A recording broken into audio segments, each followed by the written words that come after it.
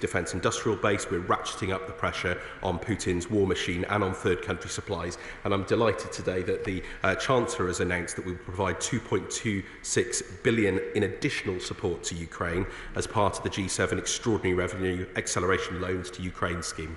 Alex Bacon.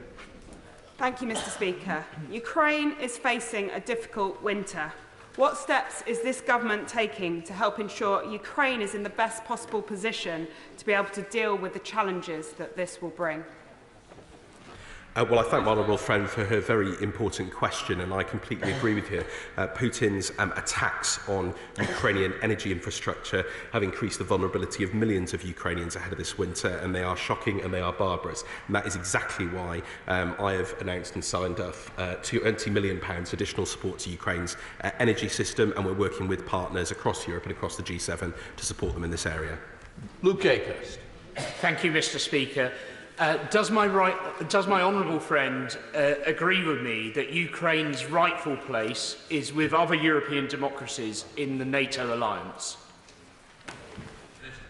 Well, I thank my honourable friend for his important question. He will know that the NATO Secretary-General was here in London very recently alongside President Zelensky, and the Prime Minister welcomed them along with the Foreign Secretary. Our allies have made clear that Ukraine's future is in NATO, and indeed at Washington they confirmed that Ukraine is on an irreversible path to NATO membership, and I can confirm that we will play a leading role in supporting Ukraine's pathway to membership.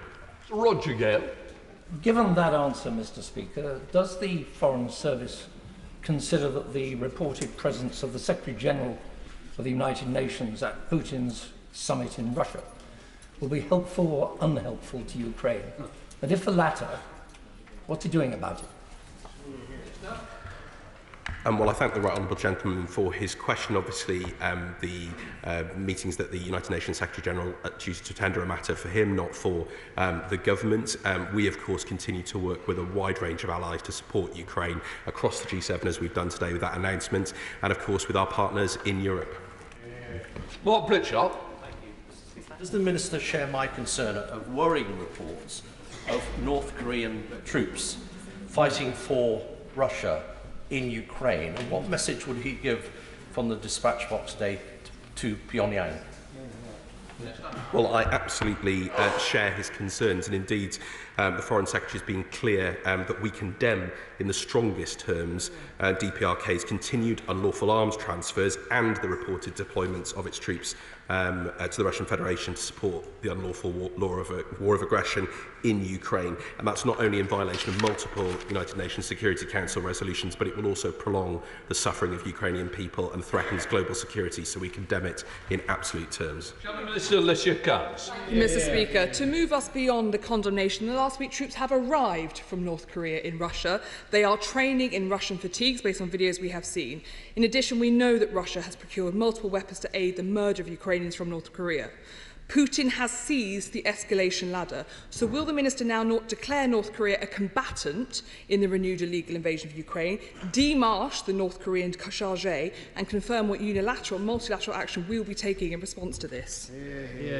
Quite right. Well, I thank the Shadow Minister for her points on this. As I said, we absolutely condemn what North Korea is reported to have been doing, and indeed, of course, you'll have seen in the response to the Iranian transfer of ballistic missiles to Russia that we acted strongly, swiftly and firmly, and we are very closely monitoring what Russia is providing to the DPRK in return for its provision of arms and military personnel, and we are deeply concerned about the potential for further transfers, including of ballistic missile-related technology. That would obviously jeopardise peace and stability not only in Ukraine but indeed across the world, and we condemn it absolutely.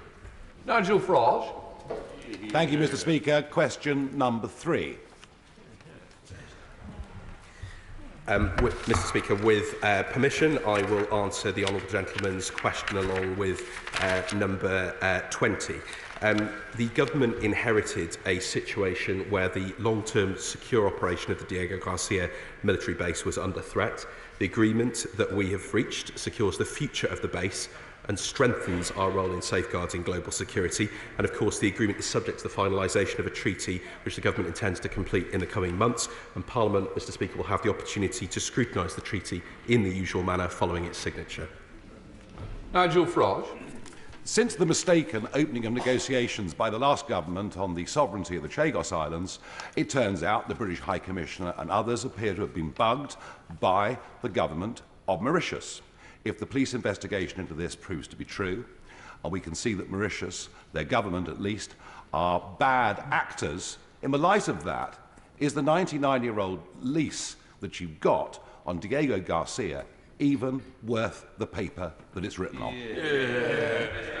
Well, of course, we note the reports with significant concern, but the Honourable Gentleman would understand that I'm not going to comment on an ongoing police investigation. As I pointed out yesterday, these obviously relate to historical conversations, not during the current round of negotiations, and we're absolutely confident that we've achieved a treaty that meets both our national security objectives, closes off a migration route, but also fundamentally respects the interests of Chagosian people. Gregory Stafford. Thank you. How can the Minister continue defending the ceding of the Chagos Islands to Mauritius when China is rapidly expanding its influence in the Indo-Pacific? Yes. With no binding agreement against Chinese military involvement in the future, has the government recklessly compromised British and Allied security just to appease vested interests? Well, I completely reject what the Honourable Gentleman suggests, and this idea that somehow Mauritius is in hock to China, or that somehow it opens up a place for China. Let me be absolutely clear. Mauritius is one of only 2 African countries that haven't signed up to the Belt and Road Initiative. There is absolutely no way that we would have signed off a treaty, nor indeed the United States, across the national security apparatus, one that compromised any of our security interests or those of our allies. And let me be clear, the unequivocal support from the United States President, the Secretary of State, to the Defence Secretary and across the establishment makes clear that this is the right deal for our security and that of our allies. Deirdre Costigan. For Mr. Speaker. Thank you, Mr. Speaker. With your permission, I will answer the Honourable Lady's question alongside also questions 6, 13, 14, 16, 19 and 22. Mr. Speaker, October is likely to see the least aid enter Gaza since the start of the conflict. That is unacceptable. As the Foreign Secretary stated on the 16th of October, the UK is pressing Israel alongside our partners to allow the aid into Gaza that is so clearly needed in this desperate situation, and to enable the UN and its humanitarian partners to operate effectively. Deirdre Costigan. Thank you, Mr. Speaker. I recently met with the West London Islamic Centre in my constituency of Ealing Southall, and they told me that they are deeply concerned about the plight of severely injured children in Gaza who need urgent medical help. Could the Minister outline what work she is doing to ensure these children get access to the very best medical attention?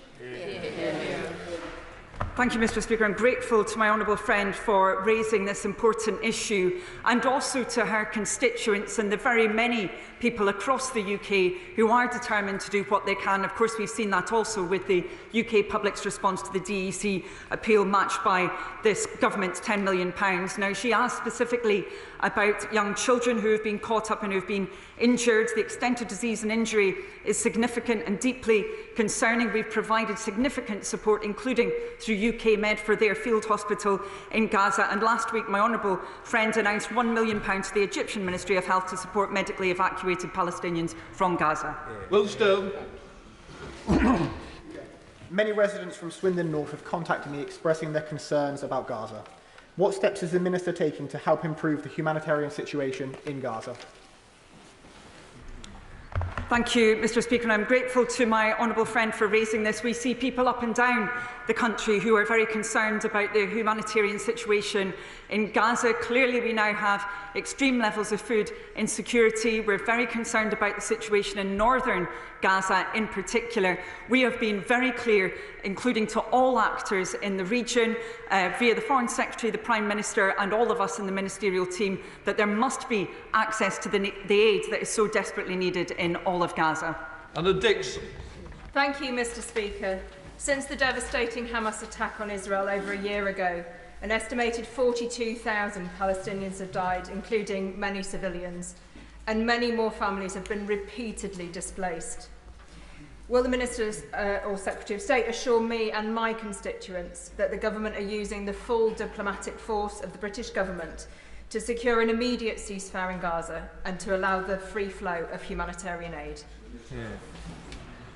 Yes, I can. A resolution to this conflict has been a priority since day one of the new government. We are calling for an immediate ceasefire, the release of all hostages still cruelly detained by Hamas, and for much more aid to enter Gaza. The death and destruction in Gaza is intolerable, and we have made that clear at every possible moment. Laura Kirk-Smith. Speaker, I declare an interest as a former board member of the Disasters Emergency Committee, but I am delighted to see the British public's generous response to their appeal. I know its member agencies are doing everything in their power to get aid to those who need it, but one of their member agencies, Islamic Relief, told me yesterday about the situation in Jabalia where people, I quote, are being starved, bombed and shot on site. What conversations has the Minister had with Israeli counterparts to end the indiscriminate attacks on people in Gaza and let in the life-saving aid that the British public are so generously supporting? I'm grateful to the Honourable Lady, my Honourable friend, for her question, and again I repeat our gratitude to the DEC for their work in ensuring that there has been that emergency appeal for the Middle East. Of course, I should have mentioned earlier it's covering Gaza, but also Lebanon, the broader Middle East as well, because there is that humanitarian need that is so urgent. I can reassure her that on issues of access to aid, the UK government has been ensuring that we've been crystal clear on the need for this, the maintenance of international humanitarian law right across the region, and of course that includes with Israel as well. The Foreign Secretary underlined that indeed at the end of last week. Dr. Zabir Hamid. Thank you, Mr. Speaker. Can the Minister reassure me that the arms licence ban, export licence ban that we made in September to Israel covers items that we reasonably believe could be used to breach international law in Gaza? And can she further reassure me that the remaining export licences that go to Israel largely do not cover licences going to the IDF or indeed cover military equipment?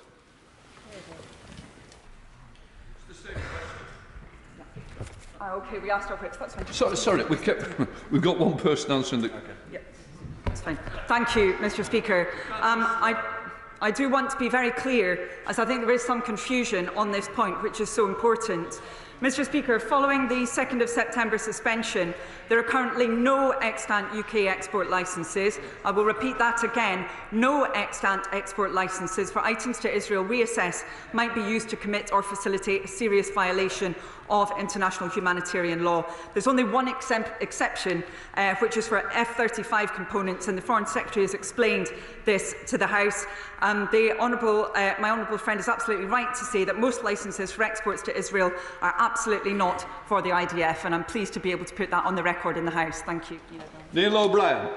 The footage of the children caught up in the fighting in Gaza is absolutely horrendous, and so is the footage of those who are held hostage still. Now, firstly, what is the Minister doing to ensure the protection of aid workers in Gaza and Lebanon? And secondly, given that she's just told us that our efforts to get more aid in are not working, what are her next ideas? Where are we going to go from here? Because clearly it's not working.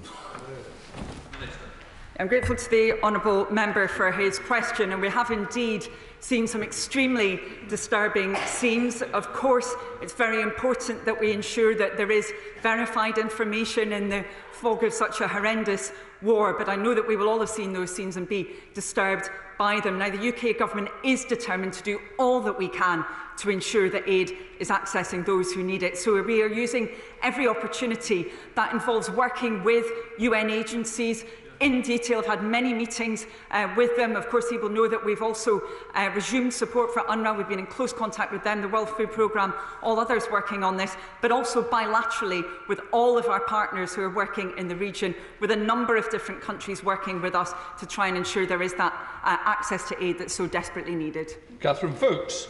Thank you, Mr. Speaker, and I thank my honourable friend for all she has done so far on this issue.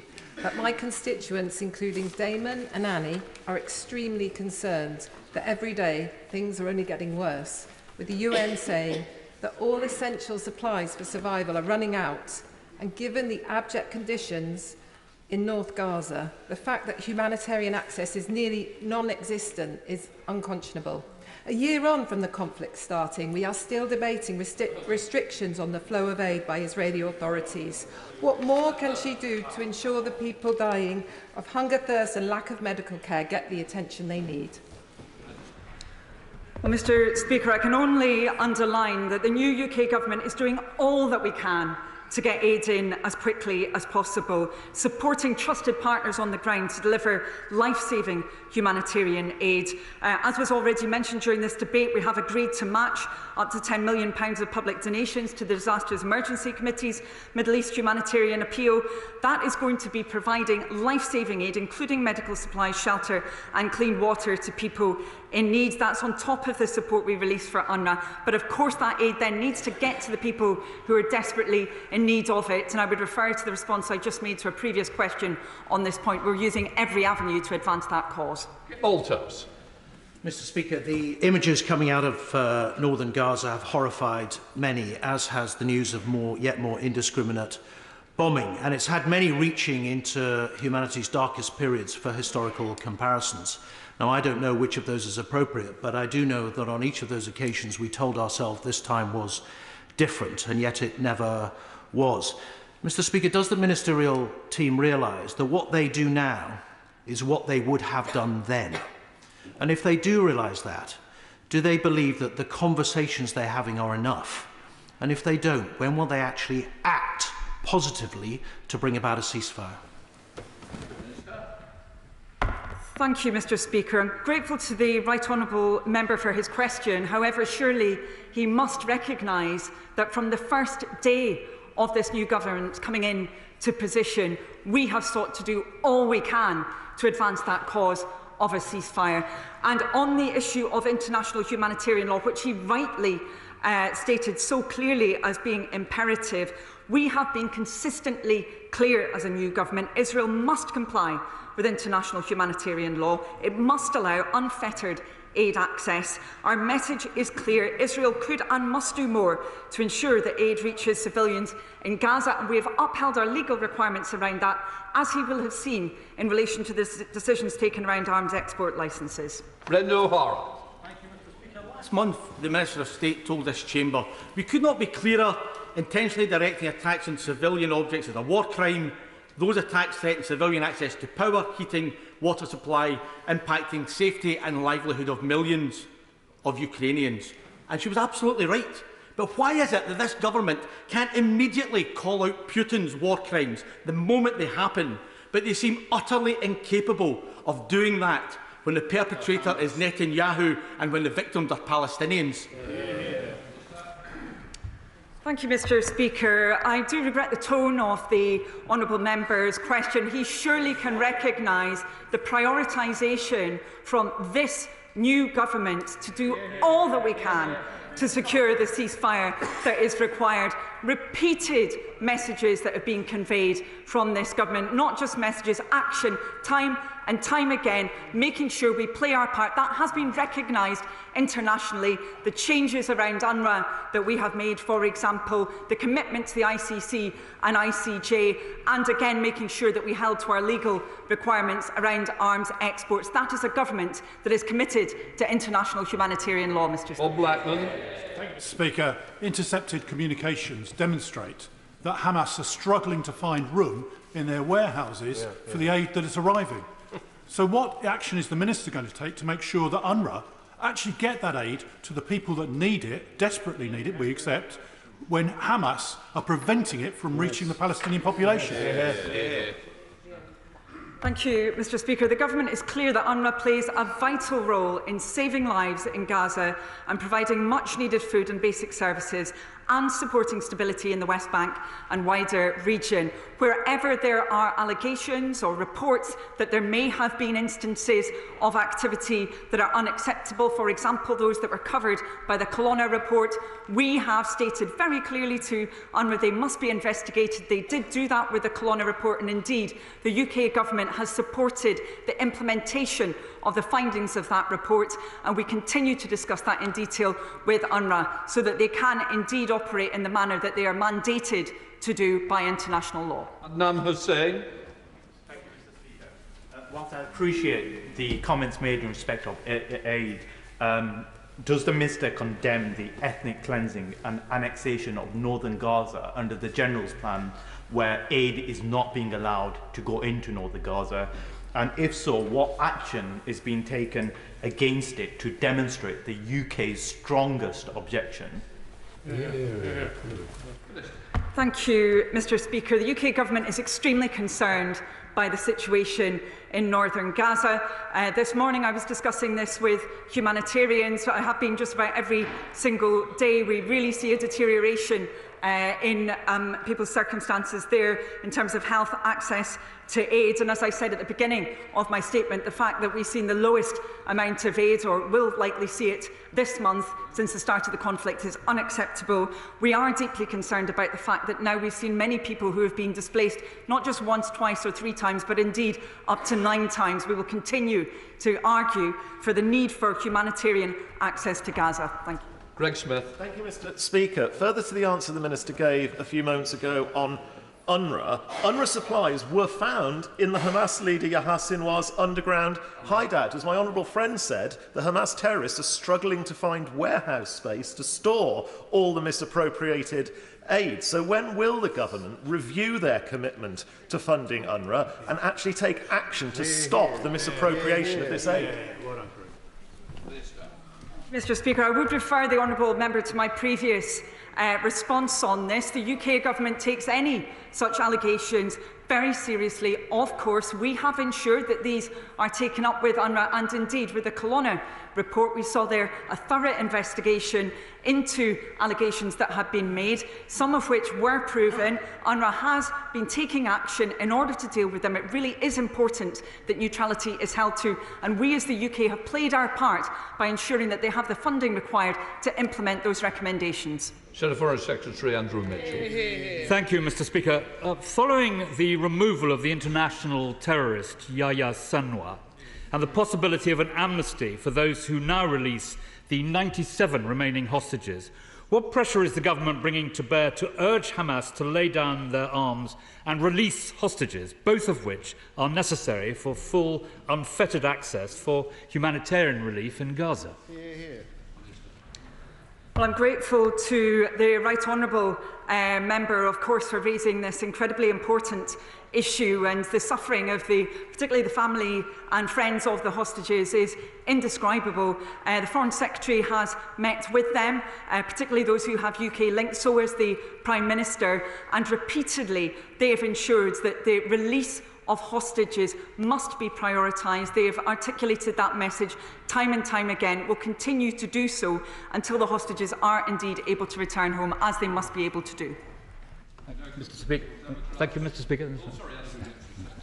Thank you, Mr. Speaker. Coexistence, Mr. Speaker, is inescapable, and a two-state solution is one day inevitable, as both Israelis and Palestinians are here to say.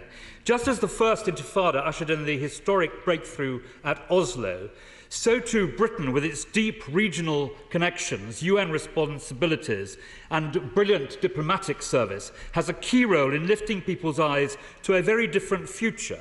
What discussions is the government having on this, building on the significant efforts started under the last government? Thank you, Mr. Speaker. We don't always agree across the dispatch box, but I strongly agree with the Right Honourable Member's characterisation of the need for ultimately a two-state solution as the only way of delivering the peace and security that the people of Israel and Palestine also deserve. That's a long-term commitment of this government to make sure that we play our part in exercising leadership towards that two-state solution. But of course, as he would expect, we need to show what that can deliver. There's a huge amount of work ongoing around reconstruction. I've discussed this, for example, in detail with the World Bank, the survey that they've been conducting around need that will be required, making sure that's fully coordinated so that we can see that secure future for those who are in Gaza at the moment. Thank you. Liberal Democrat spokesperson Colin Miller. Thank you, Mr. Speaker. The attacks saw more than 4-5 residential blocks razed to the ground. Some reached the hospital, some remain under the rubble. That is the account of Dr. Eid Sabah of Kamal Adwan Hospital in northern Gaza, which he gave to the BBC yesterday. I've noted the Minister's qualified earlier response, but as the UN Special Envoy for the peace process warns that nowhere in Gaza is safe, does the Minister agree with me that the UK should now cease all arms exports to Israel?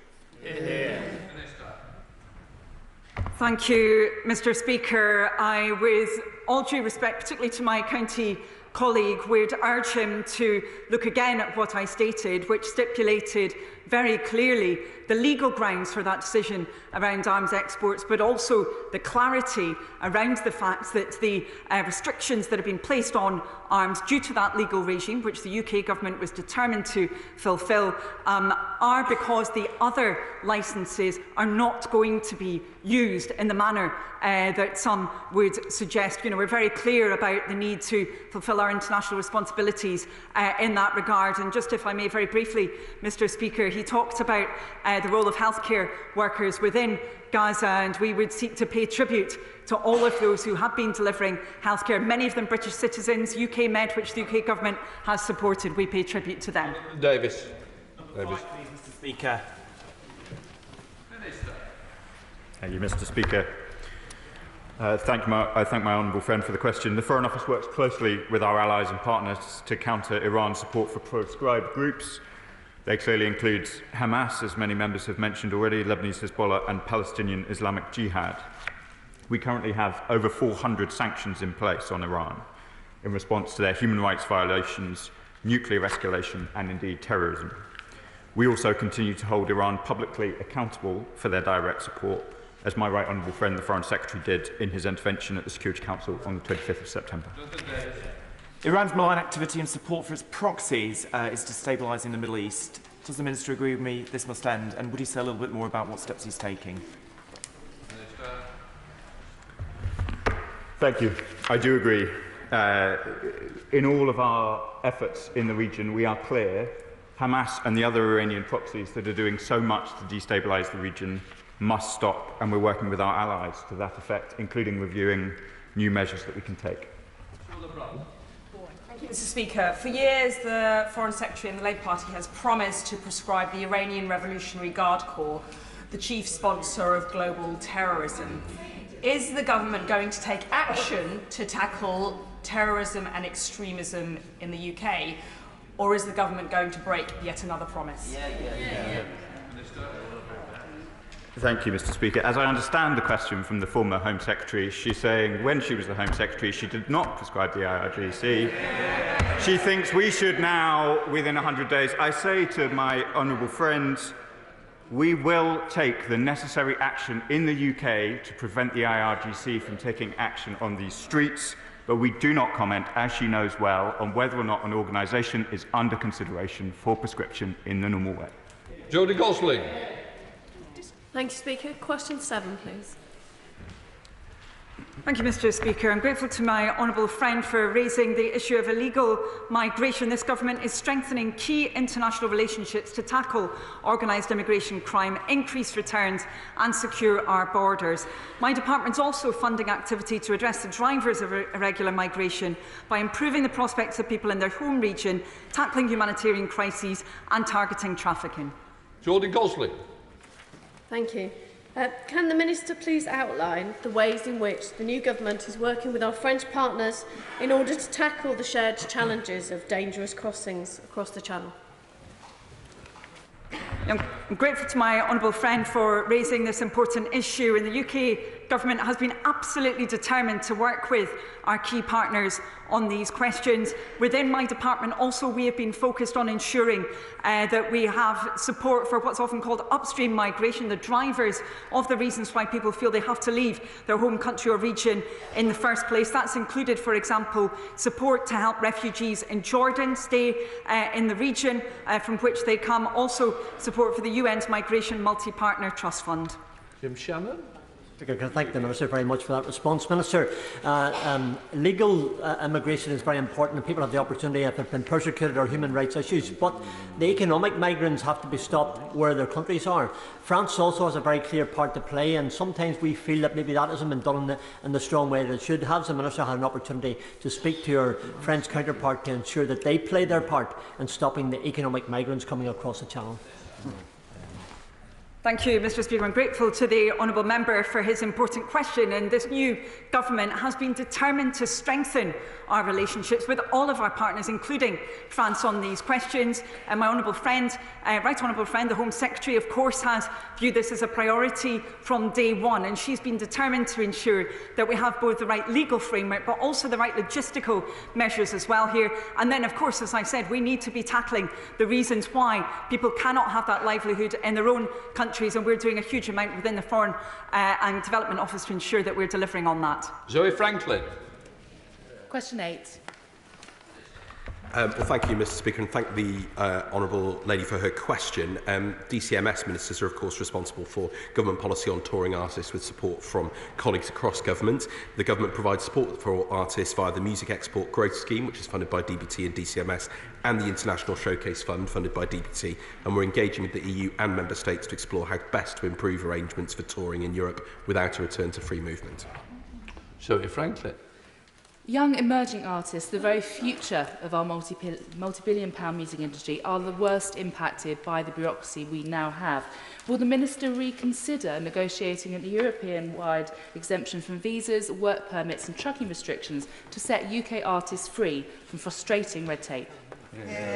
Well, she raises very important issues, Mr Speaker, and we recognise the challenges she sets out faced by the sector. We have committed to helping our touring artists without seeking a return to freedom of movement. I'm going to work closely with my colleagues, the Minister for the Cabinet Office and DCMS and others on these issues, and we are committed to seeking allowances for cabotage, carnets and customs rules for music, performing arts and culture touring, but it is too early at this stage to discuss details in greater detail. Rocker. Question number 9, Mr Speaker. Well, thank you, Mr Speaker, and I thank my honourable friend for his question. My right honourable friend, the Prime Minister, met with the President of the European Commission on the 2nd of October and agreed to strengthen our relationship between the EU and UK and to hold regular UK and EU summits. The Foreign Secretary attended the EU's Foreign Affairs Council on the 14th of October in Luxembourg, where he and the High Representative agreed to advance discussions towards a new UK-EU security partnership. And I have had many meetings, both bilaterally and indeed as part of processes alongside EU colleagues on issues from Moldova to the Western Balkans in recent weeks. Thank you, Mr Speaker. Can I welcome the Foreign Secretary's attendance at the EU Foreign Affairs Council, and can I ask the Minister to confirm if this will be part of a more regular, structured engagement with our European colleagues? Absolutely can confirm, Mr Speaker, that that's the case. We're committed to resetting our relationship and we're committed to delivering outcomes in practice. And I mentioned that I myself attended the Moldova Partnership Platform in Chisinau earlier last month. Particularly important that we work alongside our EU partners when it comes to the attacks on Moldova's democratic future by Putin's Russia. And indeed, important discussions we had on Western Balkans in Berlin last week. I was there with the President of the European Commission and Chancellor Scholz. It's absolutely important that we work together on these critical challenges. Julian Lewis.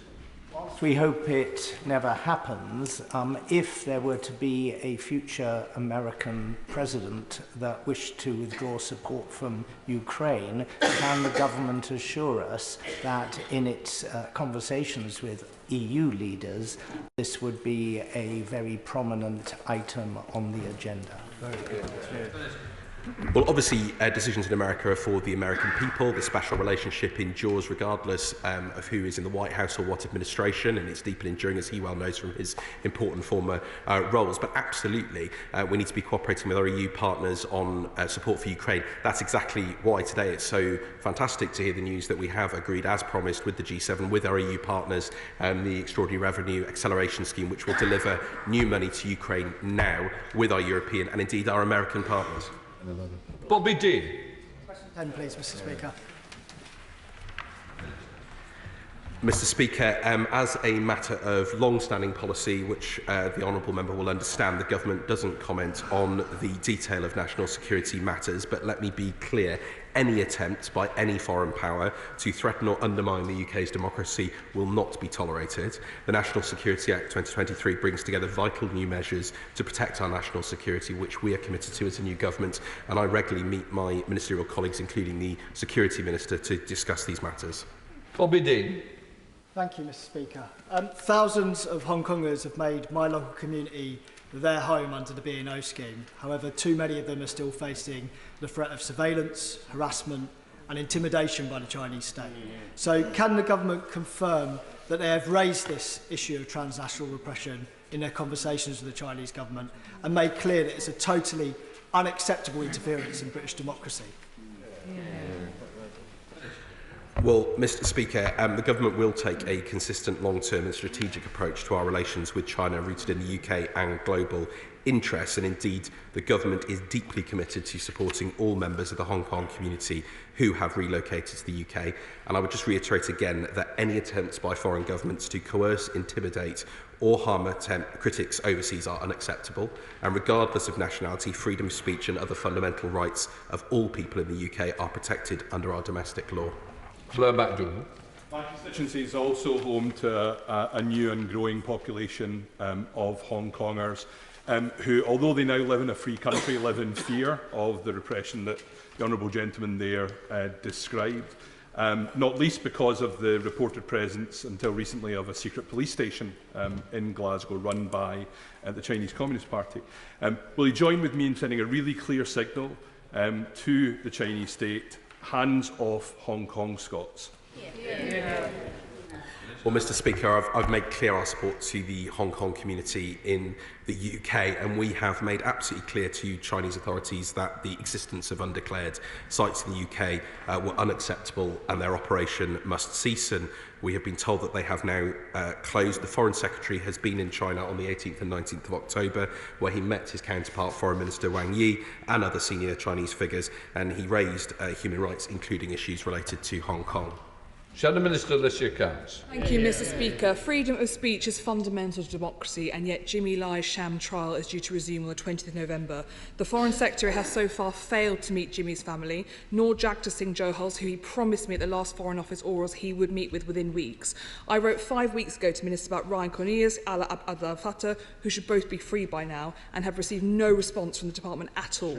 So when will the government bring forward its promised special envoy for arbitrary detention, come back to shadow foreign ministers and get our people home?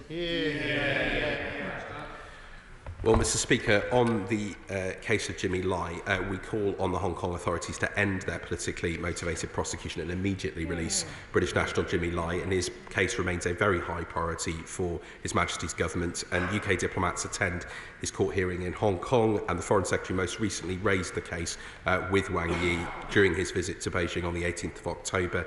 In relation to Jagtar Singh Johal, on the 24th of July, the Foreign Secretary raised his case with the Indian Minister of External Affairs. I'm very happy to write to her further about these matters, but she can be absolutely assured that we take these cases incredibly seriously. Alex Bellinger. 11, Mr. Speaker. With permission, Mr. Speaker, I'll answer questions 11 and 15 together. The UK was the first G7 country to call for an immediate ceasefire between Lebanese Hezbollah and Israel. We did so on the 19th of September. A political solution consistent with Resolution 1701 is the only way to restore security and stability for the people living on both sides of the blue line. We continue to press for this with vigour, with urgency, with our international counterparts. The Foreign Secretary did so last week, I did so last week, and we will continue to do so this week and indeed every other day. Alex Bellinger.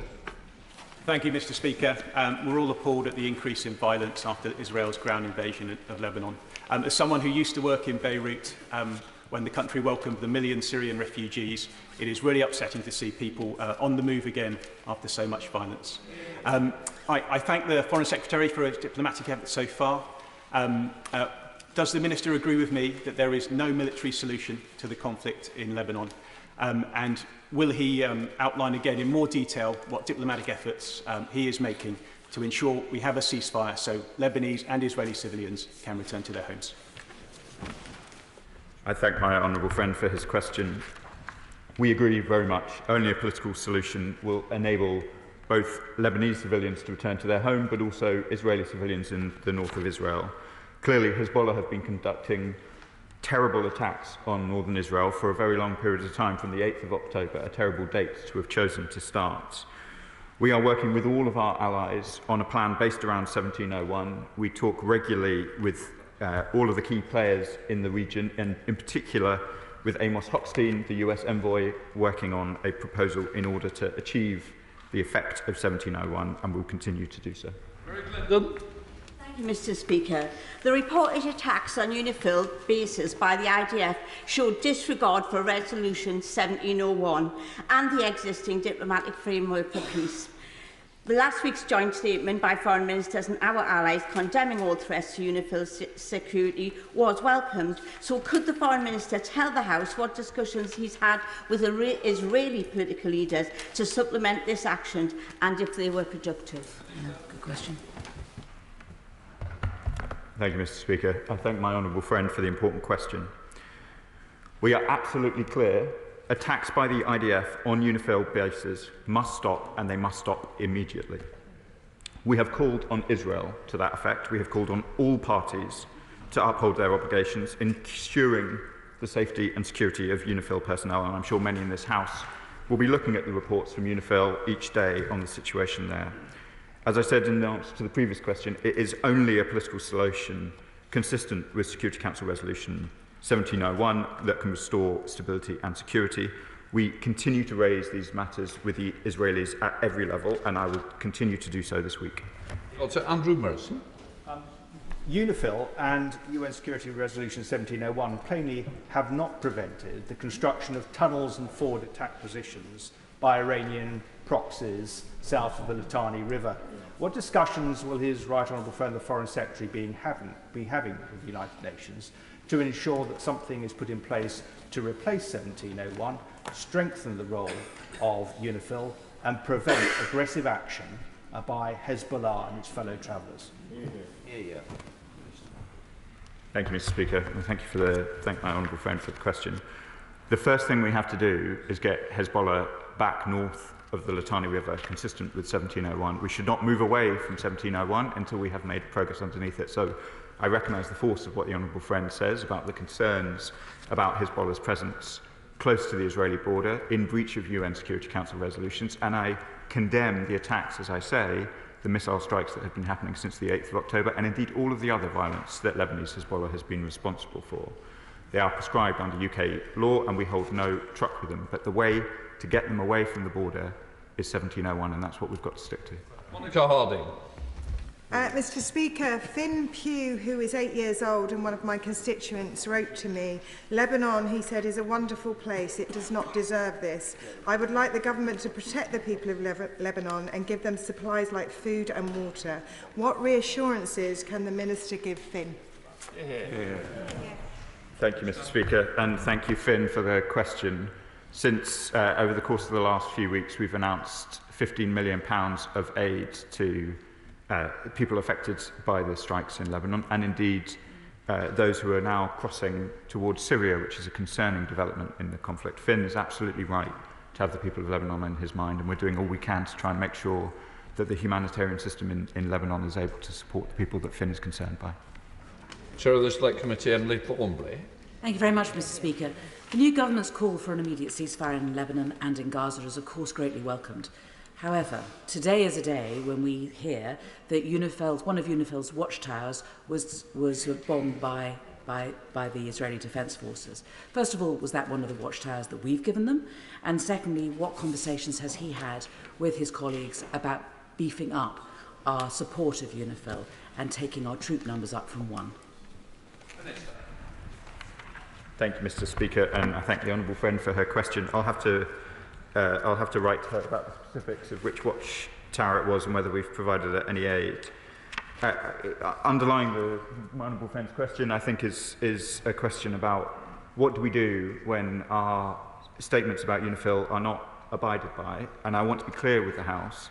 The current situation is unsustainable. We continue to raise this through all measures diplomatically in order to try and see progress, and we will continue to do so until there is progress, and I can perhaps write about our future plans about peacekeepers in Lebanon.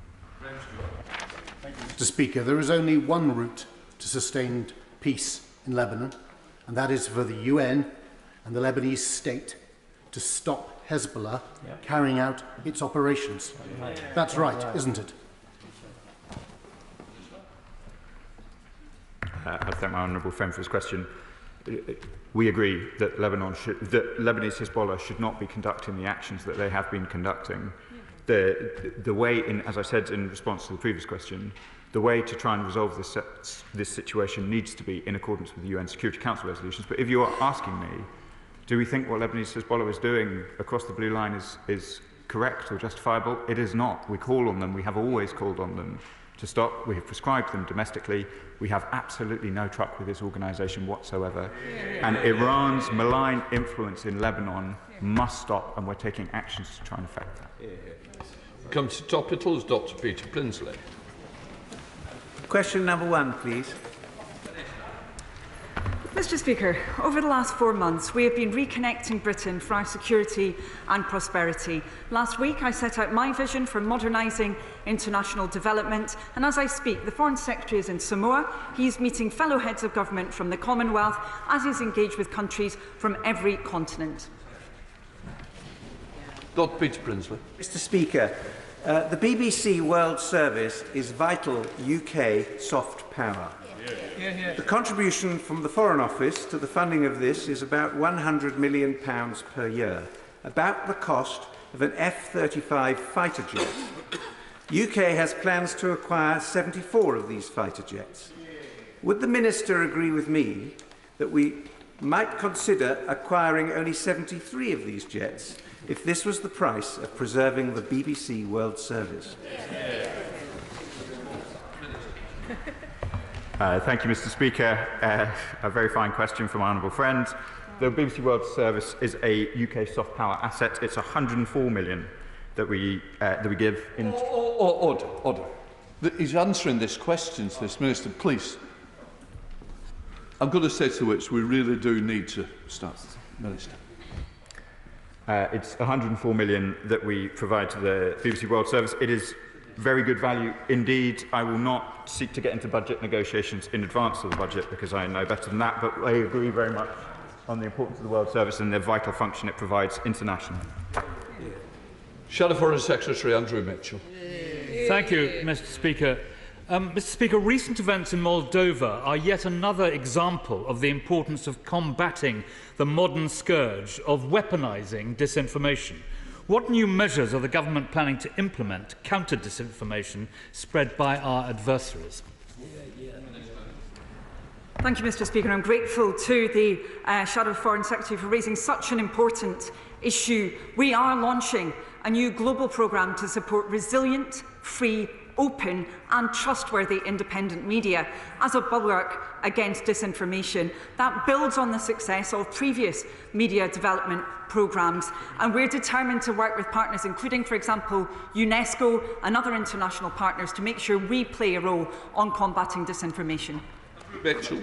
I thank the Minister for that answer, and further to the comment from her honourable friend, the member for Bury St Edmunds. Does she share my dismay that while the Director General of the BBC professes the BBC represents a key source of democratic soft power in the face of the spread of state and non-state disinformation, they are now intending to cancel their internationally admired interview programme Hard Talk, which has a global reputation for holding those in power to account? I'm very grateful for that question. Of course, any editorial decisions on BBC content will be ones made by the BBC alone. That's quite right and proper. But all I can say, Mr. Speaker, is wherever I have been in the world, it is very clear quite how powerful the BBC is. A soft power, perhaps, but a very important reflection of our values as a country of connection, deep connections between the people of Britain and other nations. And we're determined to ensure that that remains the case. David Taylor. Mr. Speaker, while we await the outcome of the Foreign Secretary's reviews, our Chancellor's forthcoming budget, and remain confident in the Home Office plans will be successful in reducing domestic refugee costs, this issue remains of concern across our House. Would the Minister be able to offer reassurances today that she will do everything she can to protect these aspects of our foreign aid budget, and would she meet with me and concerned colleagues to discuss how we can take this forward after the Chancellor's budget? I'm grateful to my honourable friend for raising this, and of course I would be very happy to meet with him and indeed other members of this House, particularly on this side of the House where we have a very considerable number of MPs now who have direct experience of international development work. Of course, my right honourable friend, the Home Secretary, is committed to bringing order to the asylum system. She's taken steps to unblock the backlog of claims, and the fact we lacked a plan to do that previously led to a spiralling of these costs, which really hit the international development budget very hard. We're going to have to get together. No, you'll hear me out. I've got to get through this list. You're not helping me. You're taking far too long. I've got to get these backbenchers. It matters to them. It matters to their constituency. You've got to work with me, and today it's been a pretty awful day all round. Let's have a Lib Dem spokesperson who's going to give us a good example. Callum Miller. Thank you, Mr. Speaker. Laila Suif is in the gallery with us today. She's currently on hunger strike in protest at the continued imprisonment of her son, the British-Egyptian citizen Alaa Abd al-Fattah, who's in prison in Egypt despite the end of his 5-year sentence on the 29th of September. In 2022, the then Shadow Foreign Secretary talked about serious diplomatic consequences for Egypt failing to release Alaa. He spoke of leveraging our trading partnership with Egypt to progress the case. So does the Minister agree with the now Foreign Secretary on these points, and will the government be taking steps? Another bad example. Somebody wants to answer. Minister. Thank you, Mr. Speaker. I welcome her to the House. I saw her in Cairo last week and raised these issues with the Egyptian Foreign Minister. Alaa's case is very much in our mind, and we will be doing absolutely everything we can to secure his release as quickly as we possibly can. John Pearce. Thank you, Mr. Speaker. In 2020, the US committed $250 million to support peace building and Palestinian economic development. Will the Minister consider how we can work with our partners in the US to bring our world-leading development expertise and experience in conflict resolution in Northern Ireland to take a lead in this vital work? Minister. Thank you, Mr. Speaker. It's an important question. Peace building at a civil society level has a very important role to play in trying to resolve this conflict, and I'll write to the member with details of our plans. A chance. Thank you, Mr. Speaker. I welcome this government's ambition in seeking a new climate finance goal at COP29 in Baku shortly. Can the Minister assure me that she understands the scale of need? UNEP says 10 to 18 times more funding for adaptation that's currently on the table, and that she will make sure that it includes loss and damage and is additional to aid. Very grateful to the Honourable Lady for a very important question. The UK Government could not have been clearer about the fact that climate and nature must be at the heart of all that we do on foreign policy, development policy as well. The Foreign Secretary underlined that at Kew, and I underlined that at the Chatham House speech that I gave last week. Can I say, those who are on the list do not need to stand. It is more confusing. Fabian Hamilton. Mr. Speaker, it's estimated that over 42 million tonnes of rubble could be contaminated by unexploded bombs and ordnance in Gaza. It's clearly vital that such a serious threat to human life is dealt with effectively in order to ensure Gaza's post-conflict reconstruction. So will the Minister commit to redoubling our country's support for the work of organisations like the Halo Trust? The amount of unexploded remnants of war throughout Gaza poses a serious threat to life and to the provision of humanitarian assistance. The UK is working proactively with a number of key stakeholders. We very much recognise the expertise of the Halo Trust in that, and we will indeed be redoubling that work, particularly towards reconstruction. Thank you very much indeed, Mr. Speaker. Hezbollah continues to use Lebanese civilians as human shields, and on Friday the caretaker Prime Minister there accused Iran of blatant interference in Lebanese affairs. What more will the Minister do to help ensure that both Israel and Lebanese counterparts can face down the threat from Iran? Thank you, Mr. Speaker. I referred to our actions against Iran in the region and the importance of removing their influence in Lebanon as best we can, and I'll be attending the Lebanon conference in Paris this week where these matters will be discussed. Adam Thompson. Speaker, further to the question across the way on climate change, could the Minister address what steps she is taking to support climate change development internationally? My honourable friend raised an incredibly important point. It's critical that the UK can speak with credibility on these issues. Now with the new UK government, we can, given the creation of GB Energy and the other measures that we've taken. We're ensuring that climate leadership is always to the fore, and that includes in the COPs, and of course that for nature in Colombia is fast approaching. Tom Morrison. Thank you, Mr. Speaker. Winter is now approaching the Northern Hemisphere, with many civilians in Palestine and Lebanon without homes, water and electricity. What is the government doing to support winterisation efforts in the region? The honourable gentleman raises an incredibly important question. Of course, we see many people who've been displaced with very few clothes, very few belongings that they desperately need, and particularly with the threat of winter and much worse weather coming very speedily down the track. The government has been discussing this with many of our partners. Steve Young. Thank you, Mr. Speaker. What update can the Minister give us on UK support for the International Fund for Israeli-Palestinian Peace? And will the government convene a summit of international partners to ensure civil society is at the heart of peace building in the coming years in the region? Thank you, Mr. Speaker. I refer the member to my previous answer, and I'll write to him as well with further details on what we will be doing. David Mundell. We're experiencing a global hunger crisis exacerbated by ongoing conflicts and climate change. That makes the forthcoming Paris Nutrition for Growth conference even more important. What preparations are the government making to make an effective contribution to that summit? The right honourable gentleman is absolutely right to be raising this point. We are preparing at pace for that Paris conference. It's incredibly important. We need to do all that we can to secure access to the food that's required. It must be nutritious, healthy food. In addition to that, I want to inform him that the UK is preparing to sign up to the Global Alliance Against Hunger and Poverty that I committed the UK to in Brazil just a few weeks ago. James Nish. I've previously lived and worked in the Western Balkans, where I know governments continue to increase efforts to tackle human trafficking, exploitation and coercion. What steps are proactively being taken with Albania and other Western Balkan and Mediterranean countries to tackle human trafficking at source? Mr. Speaker, the government is committed to working more closely with partners across Europe, including Albania, across the Western Balkans, to tackle people trafficking and the gangs profiting from it. It's been a regular part of my bilateral discussions, and in July we announced steps to reinforce our cooperation with Europol, and we've committed £4 million to the Rome process, an Italian government project to tackle the root causes of irregular migration. Richard Ford.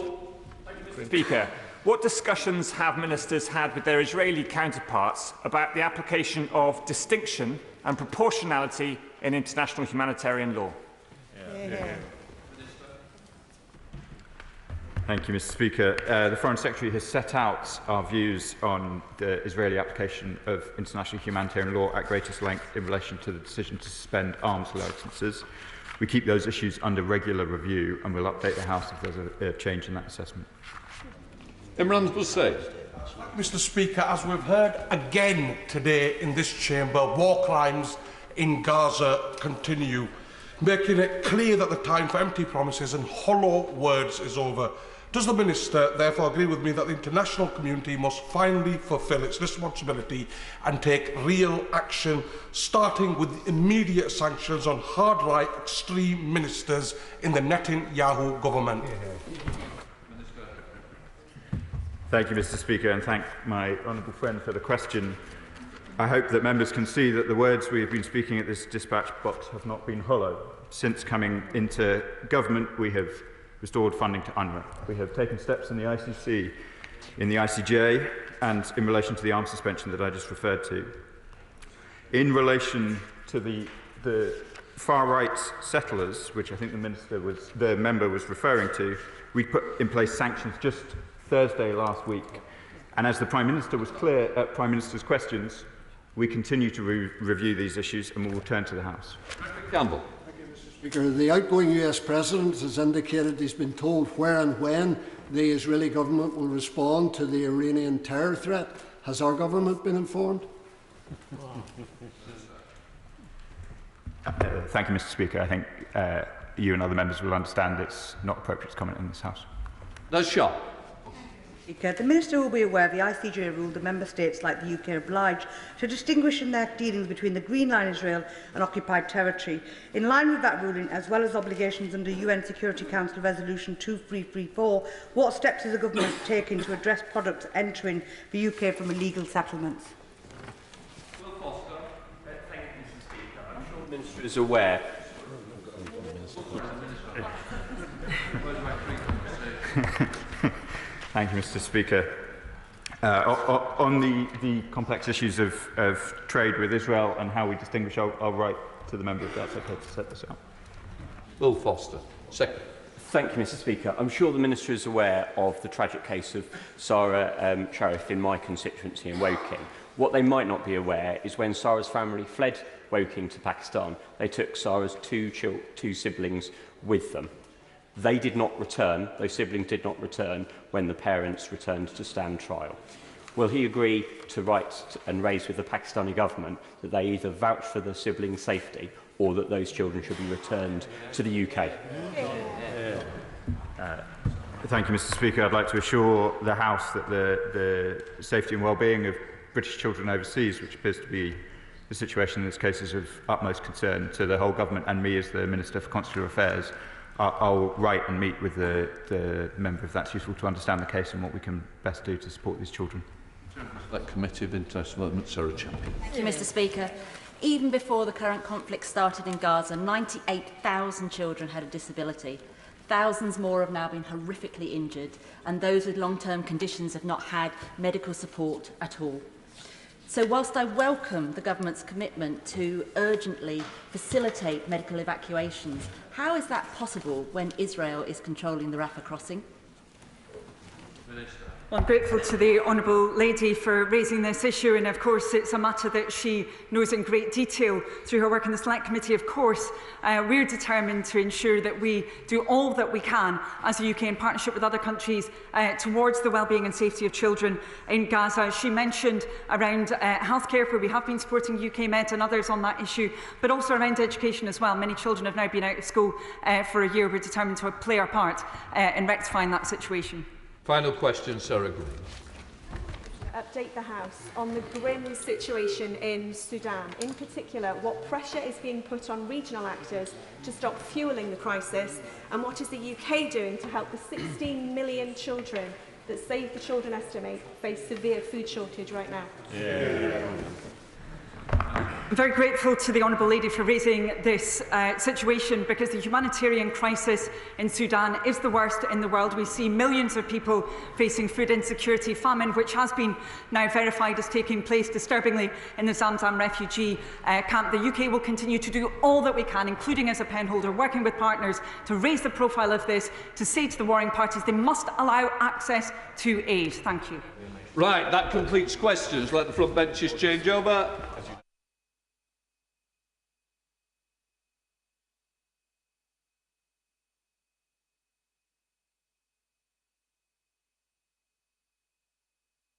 Right, we come to the first statement from the Secretary of State for Defence, John Healey.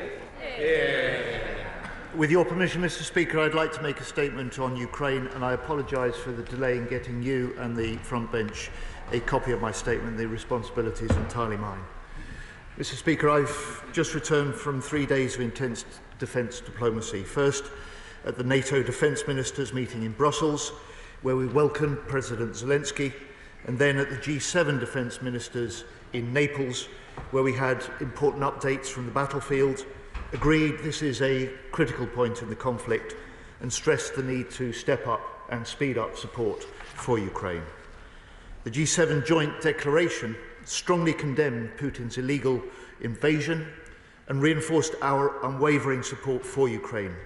It also rightly stated, Russia's aggression against Ukraine is posing a threat to international security, the purposes and principles of the United Nations, and the rules-based international order. This is what's at stake for us all. And if President Putin prevails in Ukraine, he will not stop at Ukraine. And if big nations redraw international boundaries by force, the sovereignty and security of all nations is undermined. That's why the UK support alongside allies is so important. Military, economic, industrial, diplomatic. But I can tell the House, Mr. Speaker, I've returned to the UK knowing that NATO is united for Ukraine, the G7 is united for Ukraine, just as the UK is united for Ukraine. And our job now is to turn these talks into action which is exactly what we are doing as a government. So the Chancellor and I today are announcing that the UK will provide an additional £2.26 billion to Ukraine. Now this is new money which will be delivered under the Extraordinary Revenue Acceleration Loans to Ukraine scheme. That's part of the $50 billion loan package from G7 countries to support Ukraine's military, budget and reconstruction needs. Loans, Mr. Speaker, which will be repaid using the profits generated from immobilised Russian sovereign assets. Yeah. Profits on frozen Russian money supporting Ukraine's fight against Putin, turning the proceeds of Putin's corrupt regime against that regime and putting it in the hands of Ukrainians. Mr. Speaker, I want to be clear. Today's new money is additional to the £3 billion a year of military support this government has committed to Ukraine each year for as long as it takes. In addition to the £3.5 billion Defence Industrial Support Treaty, which I signed with Defence Minister Umerov in July, money that will be used by Ukraine to procure military equipment from British companies, boosting our British jobs and our British industry. And extra to the additional artillery, air defences, ammunition, missiles that we have announced and delivered in the first 4 months of this new government. Ukraine is a first-order priority for me as Defence Secretary. It's a first-order priority for this government. We will continue to step up support, we will continue to lead, and we'll continue to stand with Ukraine for as long as it takes. Yeah. Now, Mr. Speaker, today is now day 973 since Putin launched his full-scale illegal invasion of Ukraine. 973 days during which Ukrainians have been fighting with great courage, civilians and military alike. And there have been important battlefield developments in recent weeks. When I last updated the House, Ukrainian forces were 1 month into their remarkable offensive in Kursk.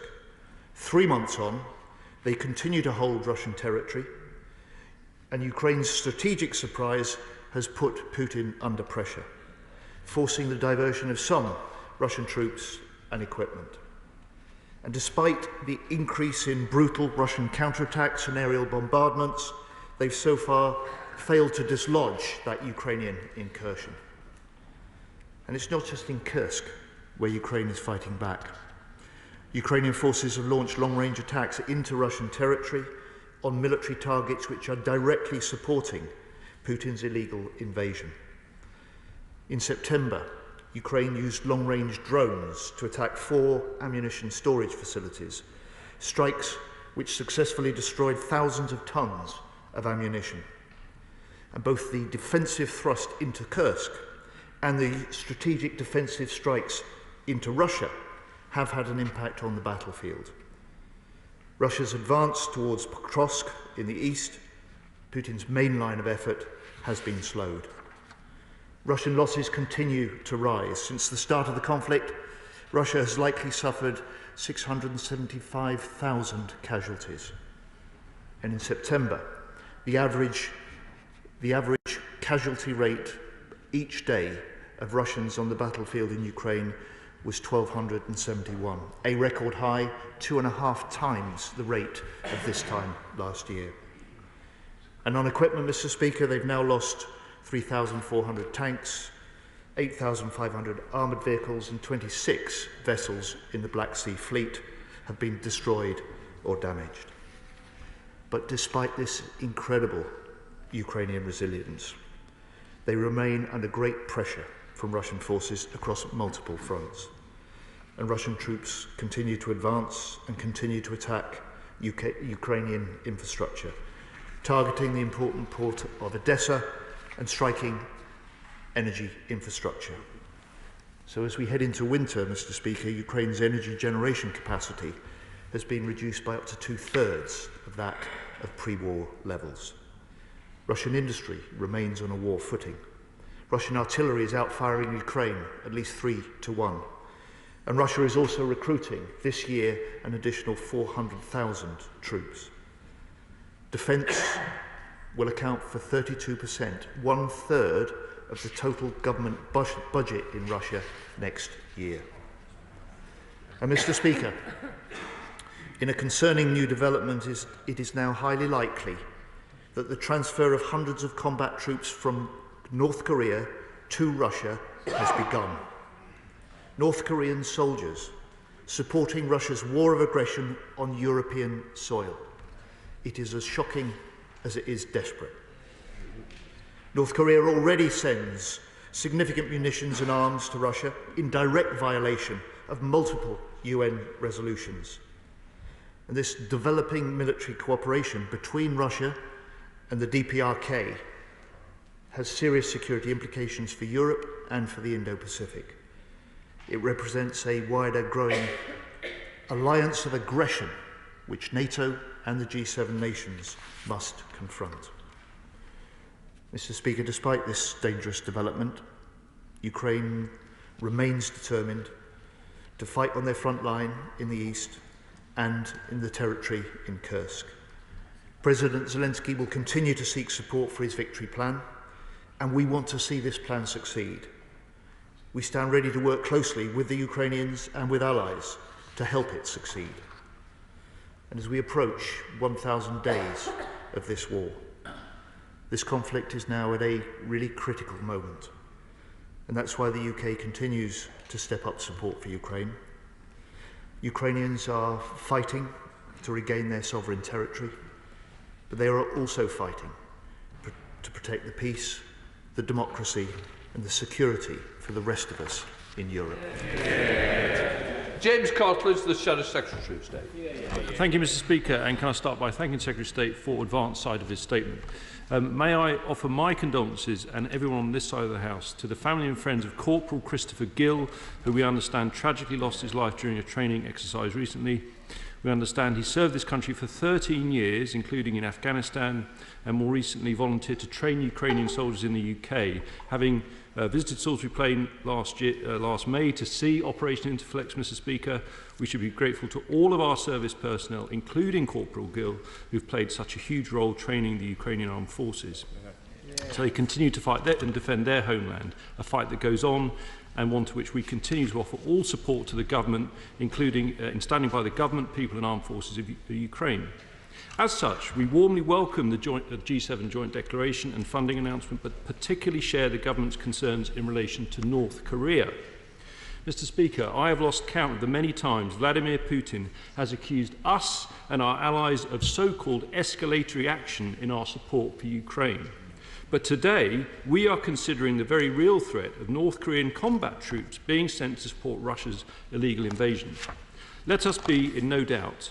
Any potential agreement between Putin and Kim Jong-un to have North Korean boots on the ground in Ukraine at all, let alone in the numbers that have been reported, would be a major escalatory ratchet by Putin himself. After all, as the Secretary of State confirmed, Russia has already procured munitions and ballistic missiles from North Korea. Not only was the transfer of those weapons in the first place completely unacceptable, but a blatant violation of UN sanctions that Russia itself voted for. Both the transfer of North Korean weapons and now the threat of combat troops belies weakness and desperation, as the Secretary of State said, not strength on Putin's part. And above all, it begs the question of what he is offering North Korea in return. But we should not be deterred and must respond. We took decisive countermeasures to help constrain the transfer of weapons between North Korea and Russia. The Conservative government imposed sanctions on the arms for oil trade between Russia and North Korea, including asset freezes, travel bans and transport sanctions, and the new government in turn must now respond to this latest threat of combat troops. Can I press the Minister to look at how the UK should respond in the round? Yes, we need to look at the diplomatic tools we can use to disrupt cooperation between North Korea and Russia. But we also need to urgently look again both at our military aid to Ukraine and the freedom we offer them in terms of using the munitions we supply, particularly long-range missiles, Mr. Speaker. As such, and given the continued need to keep providing further capability to Ukraine, we welcome yesterday's announcement that the UK will contribute £2.6 billion to the G7 Extraordinary Revenue Acceleration Loan Scheme. We were a vocal advocate for mobilising frozen Russian assets to support Ukraine and strongly welcome the additional funding. Can I ask him, when will the money be made available to Ukraine and over what term? The sooner these funds are mobilised, the better. So when exactly will Ukraine receive the funding? Finally, Mr. Speaker, we have spoken many times of the reality that we are not just facing Russian aggression, but a broader authoritarian axis that ultimately threatens the UK. We've seen this explicitly in terms of Iran and the Red Sea, and now we see it coming ever closer to home with the prospect of North Korean troops deploying in a European theatre of war. Surely, this strengthens even further the argument that the government needs to deliver on its supposed cast iron guarantee to spend 2.5% on defence. So given that the Secretary of State failed to answer me in defence orals, can I once again press him to confirm that he is fighting hard with the Treasury to deliver a clear pathway to 2.5% in the budget at the end of this month? Secretary of State. Mr. Speaker, I'm grateful for his comments about Corporal Gill, and I will pass those on to his widow and make sure his family is aware of that and the sentiments of the whole House. He's right about the enormous contribution that Corporal Gill made, including to the Interflex training programme. And that's a programme I was proud to be able to commit to extending throughout 2025. It's a programme that the Chancellor and I together visited on Sunday, where we met Colonel Boardman, the commander of Operation Interflex, and we met the officers and soldiers, Mr. Speaker, of the Three Scots, together with instructors from Kosovo, Australia and Sweden, illustrating the way that the UK is leading a multinational effort to support Ukrainian soldiers. Mr. Speaker, the honourable gentleman is right, and I suspect there is unanimity in this House of concern about the developments in Russia and the growing alliance with North Korea, united in its determination to take the action required to respond to that, and united in recognising that we must do so alongside NATO and other G7 allies. He asks me about the new funds, the loan funds available for Ukraine through the proceeds of the interest on frozen Russian assets. We expect those to be available and in the Ukraine hands from early in the new year, which will make the UK ahead of many other nations participating in this scheme in doing so. And finally, Mr. Speaker, on 2.5%, we remain totally committed to spending 2.5% on defence. We must do this to meet the threats this country faces. The Prime Minister confirmed that commitment to set out a clear path to 2.5% in our first week in government at the NATO summit in Washington. And I just say to him gently again, the last time this country spent 2.5% on defence was in 2010 with a Labour government, a level that has never been matched in any of the 14 Conservative years since. Chair of the Select Committee, Tamranjit Singh Desi. Thank you very much, Mr. Speaker. I welcome the announcement today of the UK's increased support for funding for Ukraine as part of the ERA loan scheme, and the Secretary of State spoke about what is at stake for us all, but can he speak more about what discussions he had with his counterparts at the NATO Defence Ministers meeting about the need for them to substantially increase their support, and further to our Prime Minister's recent meeting with the US President, what update is there on the usage of Storm Shadow missiles by Ukraine? Mr. Speaker, can I first welcome the new chair of the Select Committee, who I believe now has a committee to chair, and I look forward to an invitation, I hope, to give evidence and to discuss with them soon. Mr. Speaker, at the NATO Defence Ministers, there was unanimity amongst 32 nations that the important commitments that NATO nations made in Washington, particularly to the $40 billion of extra support for Ukraine, must be delivered. There was a recognition too that pledges made must be pledges delivered. And one of the striking concerns that the Ukrainians have is that a third of the equipment and support pledged has so far been delivered. So there was a determination to step up, not just what we can provide, but how quickly we can provide it, something that as a new government we did from day one. And Mr. Speaker, on Storm Shadow, only Putin benefits from a discussion about this. There is no single weapon that has turned the tide of any war, and whether it is artillery, ammunition, armoured vehicles or missiles, the UK provides support to Ukraine to pursue its UN right to defend its territory and its people. We come to Liberal Democrat spokesperson Helen Maguire. Thank you, Mr. Speaker, and I thank the Minister for advance sight of his statement. Liberal Democrats welcome the new measures announced today to use the profits of frozen assets for Ukraine. That $2 billion will be of immense value to our Ukrainian allies as they seek to repel Putin's illegal invasion. Not least following the alarming news that 1,500 North Korean troops are currently being trained in Russia to fight in Ukraine. But we must go further, faster. Russia must not and cannot succeed. There remains $22 billion of frozen assets locked up in our country. We urge the government, as we have done for years, to seize these assets and repurpose them for Ukraine right away. Will the Minister commit to doing so? Is he having conversations with our democratic partners to this effect? And with the US elections fast approaching, it's deeply worrying that our commitment to our Ukrainian allies is uncertain. A second Trump presidency could have a devastating effect on the security of Europe and of Ukraine. So we urge the government, seize these assets now so that we can support Ukraine come what may. We must lead with Europe on this. EU countries have between them close to $20 billion worth of frozen assets. Will the Minister consider convening an urgent summit with European counterparts to begin that process?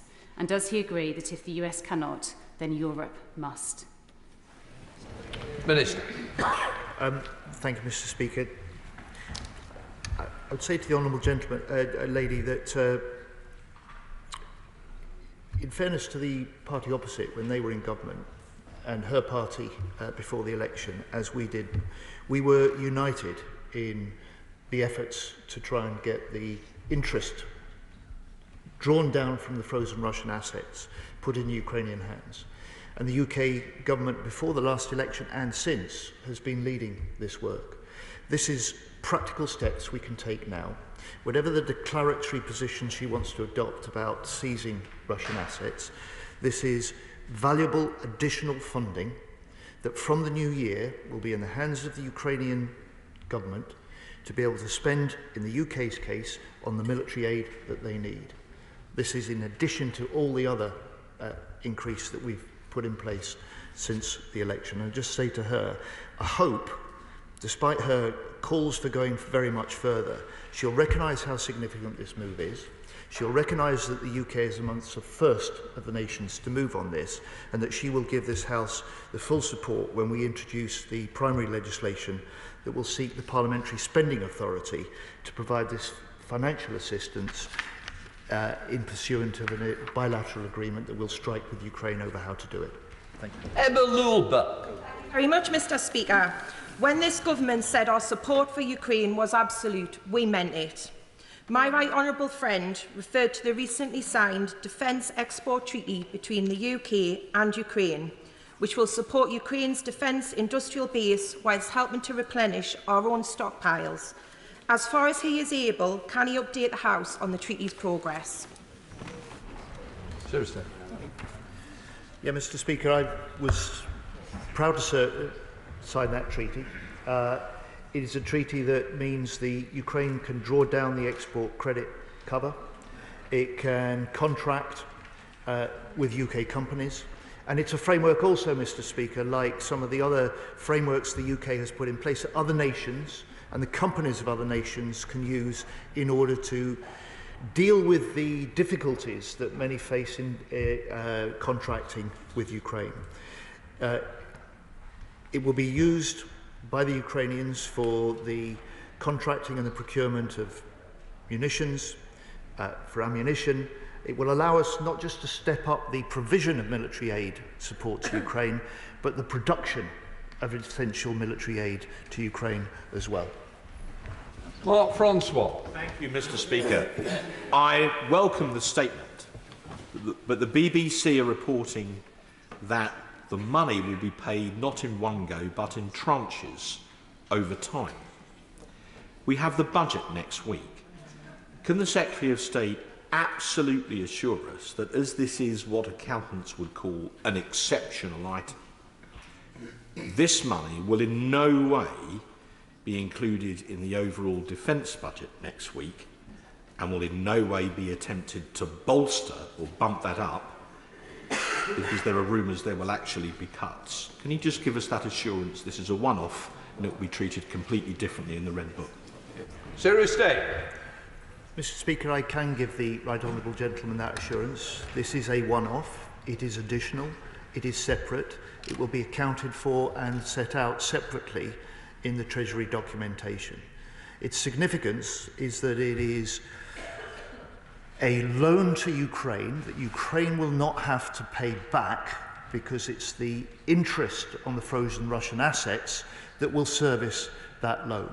And he asks at the beginning of his question, why not this paid all in one go? This will be made available soon in the new year. The Ukrainians will be able to draw it down as they need it for the purposes that they decide they need it for. Derek Twigg. Thank you, Mr. Speaker. Can I welcome my right honourable friend's comments that he says that in terms of North Korea and the growing alliance of aggression needs to be confronted, and I hope we have a strong response to that. But can I also welcome the 2.2 billion extra?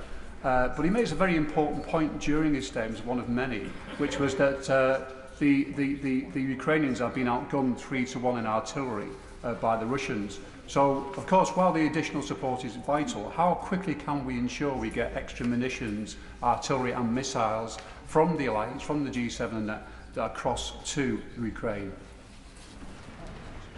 Secretary of State.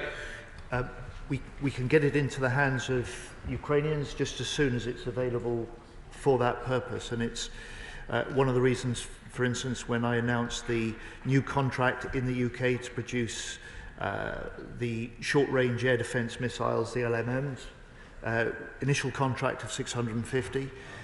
They will be in the hands of Ukrainians from the beginning of next year, and we hope to step that up during the course of 2025. Likewise, where other nations are ready to make available the weaponry and the ammunition that Ukrainians need, the established arrangements for getting it in the hands of Ukrainians is in place. It's not a question of how, it's a question of how quickly.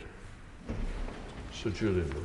The delicious irony of the interest on Kremlin kleptocrats' ill-gotten gains being used to fund the resistance against Russian aggression will not be lost on members in all parts of this House, and I welcome in entirety what the Defence Secretary has said. He will know better than any of us the crucial importance of the NATO alliance machinery in the assistance of Ukrainian resistance.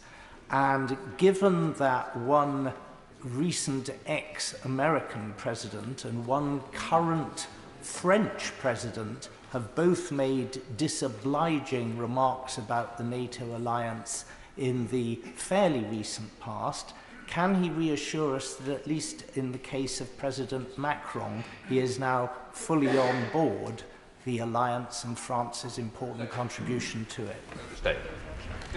Mr. Speaker, I can indeed. At no point during the 2 days of NATO defence ministers' talks was there any indication of the sort of views that he suggests may be held by some in America or previously might have been expressed by President Macron. And indeed, in the very good bilateral meeting that I had with the French Defence Minister, Sébastien Lecornu, it is quite clear that the French commitment to support Ukraine is as strong as the UK commitment, and I'm glad to say the determination of the French to work with us more closely on security and defence is also equally strong. Calvin Bailey. I welcome the statement today and the announcement of further funding. And in order to ensure that we sustain the pace and level of support that we're providing aid to the Ukraine, and to ensure that we energise our own logistical enterprise, May I ask my right honourable friend what action he has taken to boost UK defence industrial production to support both Ukrainian armed forces and our own defence supply chains across the whole of the UK? State. Well, my honourable friend knows this territory probably as well as anybody else in this House, Mr. Speaker, and he will know that over the 973 days, one of the things that the UK government has done is to change fundamentally the way that we go about procuring what's required. And industry, British industry, has responded magnificently to that, being able to respond quicker, innovate more rapidly, and to devise what they can produce to meet the needs that Ukraine says they have on the front line. Our task in UK government is to be the middleman, if you like, to make sure that that can happen. It can happen at greater volumes and it can happen at greater speed, and we'll continue to do that. Mike Martin. Thank you, Mr. Speaker. Does the government think that Ukraine is winning or losing? Well, Mr. Speaker, I'm not sure if he was listening to my statement, but I made very clear that this is a critical period in the conflict. Ukraine is under huge pressure, especially on the Eastern Front, but it is fighting, it is counter-offensing, it is putting Putin under pressure as well. And the only conclusion that the 32 nations drew from the discussions in Brussels, the confirmation of the G7 nations in Naples, was that now is the moment where Ukraine's allies must step up the support that we can provide, put Ukraine in the strongest possible position to withstand the Russian onslaught, and to be able to put pressure also on Putin. Military, economic, diplomatic. Cartettles. Thank you, Mr. Speaker. I welcome the statement today from the Secretary of State. It's really good news for Ukraine. Would he agree with me that Ukraine is the frontier of war with Kremlin, and international support is more critical than ever before, and we must be absolutely clear that the defence of the UK begins in Ukraine? Secretary of State. Thank you, Mr. Speaker. My honourable friend is right, and her very words were repeated by a number of defence ministers in Brussels. Defence of the UK starts in Ukraine. Defence of Europe starts in Ukraine. Ukraine is fighting for the same values, and Ukraine is also fighting for the rest of us in Europe. Sir Roger Gale. Mr. Speaker, in sharp contrast to the presence of the Secretary General of the United Nations at Putin's summit in Russia, which sends out all the wrong signals, the Secretary of State's statement this morning is hugely welcome. Thank you. But in further to the question raised by the Chairman of the Select Committee, is it really not time that not only Storm Shadow, but that all the material being supplied to Ukraine by the Western Alliance should be used by Ukraine in the manner that they most see fit? Secretary of State. Mr. Speaker, as I said earlier, we provide Ukraine with the weaponry and the support to defend its country, to defend its freedom, to defend its people. And there is a consistency in that, and there is no bar in them striking Russian targets, military targets, as long as it's consistent with international humanitarian law and it's part of the defence, the proper defence of their country. And I spoke about the long-range drones and the successful attacks that they have been making. Defensive attacks, but nevertheless on military targets in Russia. It is for the Ukrainians to determine how best to defend their country, and we will support them in whatever ways that we can. Fred Thomas. Thank you, Mr. Speaker, and can I warmly welcome this £2.26 billion of aid announced today. It's a great news for those fighting for democracy in Europe and a day of low morale in the Kremlin. It's fantastic. Can I ask, and considering that what the Ukrainians might well use some of this money for is to continue innovating at pace, they're creating new technologies to fight against Putin every few weeks at the moment, they're cutting edge, they're adaptive. Can I ask the Secretary of State, are we going to learn from our friends in Ukraine and make sure that we as a country are investing in our own defence SMEs so that we can have the same output in the future? Thank you. Well, Mr. Speaker, while there's been no change in the basis on which we provide military aid to Ukraine, there is a change in the approach that we take, not just to providing aid, but to producing some of the military equipment and ammunition. And what our challenge now is to take the lessons of what we've demonstrated can be done to support Ukraine in order to be able to equip our own forces better to fight in the future. Dave Duggan.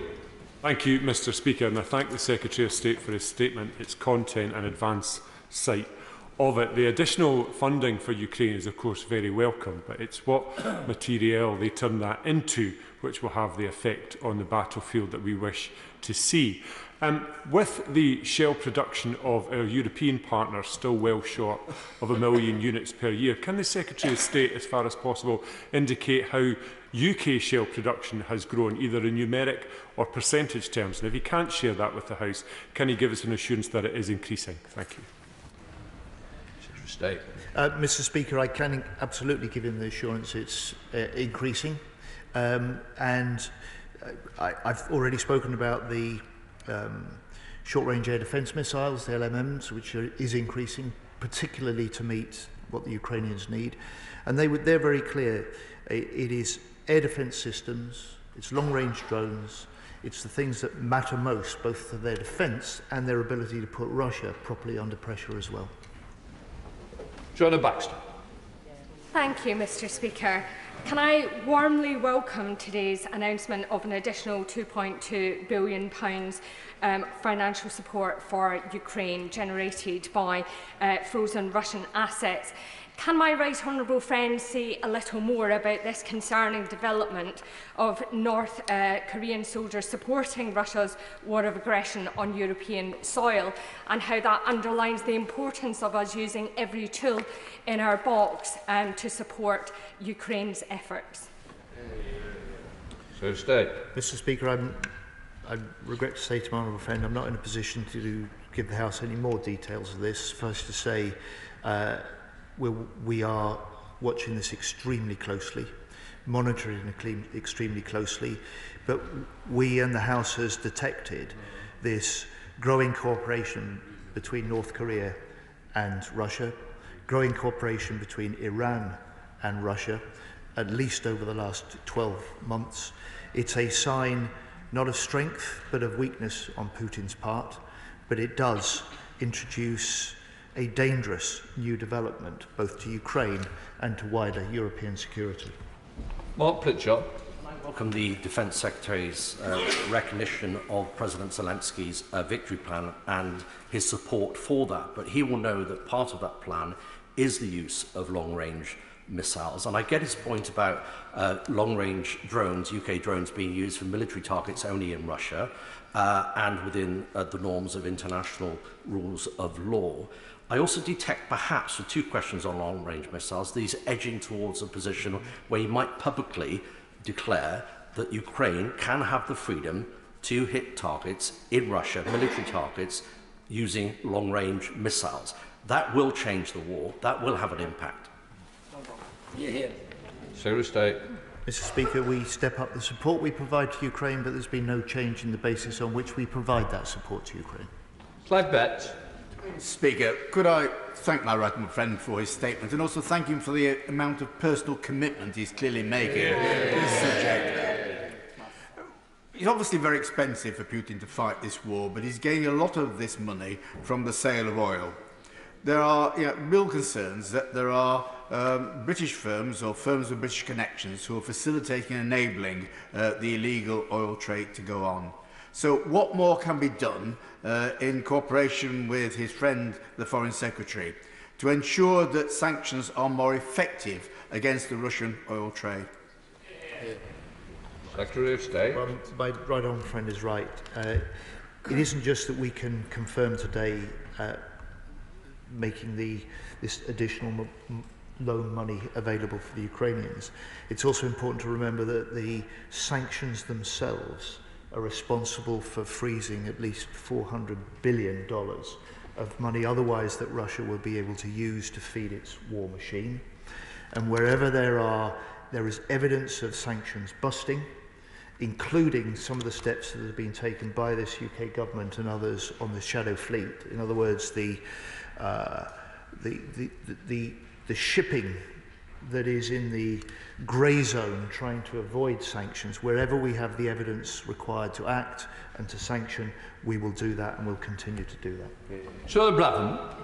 Not only is a full battalion of North Korean soldiers set to be deployed to assist Russia in Ukraine, but Putin is also benefiting from components and weapons provided by the Iranians and the Chinese. This all represents an unprecedented conflation of threats to global security. So I echo the question put by my friend, the Shadow Defence Secretary. The commitment to investing 2.5% of GDP is the right one, but when will it be backed up with action? Well, the right honourable lady is right. You know, we totally condemn North Korea's involvement and support for Russia, from arms transfer to any further developments. And as I said in my statement, this is in breach of multiple UN resolutions, and we'll continue to watch that. Bill Bricknell. Mr. Speaker, will the Secretary of State join me in paying tribute to UK armed forces who are providing vital support to our Ukrainian allies, but also to the Ukrainian armed forces that are fighting valiantly against Putin's unlawful invasion of Ukraine? Yeah. I will indeed, Mr. Speaker, and I've had the privilege of visiting Interflex training courses, I think 4 times now. I visited the second ever course at Salisbury Plain. It is deeply moving both to see the level of commitment of British forces to the task of training Ukrainians and to spend time with those Ukrainian recruits, men who are lorry drivers, bank clerks, PR executives of all ages who have volunteered to fight for their country and their freedom, trained by British forces, now with other countries alongside them, equipping them to be able to fight for their country, but knowing that they will return to their own nation, they will return and they will return soon to the front line is deeply sobering. Dr. Andrew Morrison. I very much welcome this £2.26 billion, but has the Defence Secretary had an opportunity to study the National Audit Office report published last month into the impact of our operations in Ukraine, in particular on that Operation Interflex has had on the availability of the defence estate for the training of units of the British Army?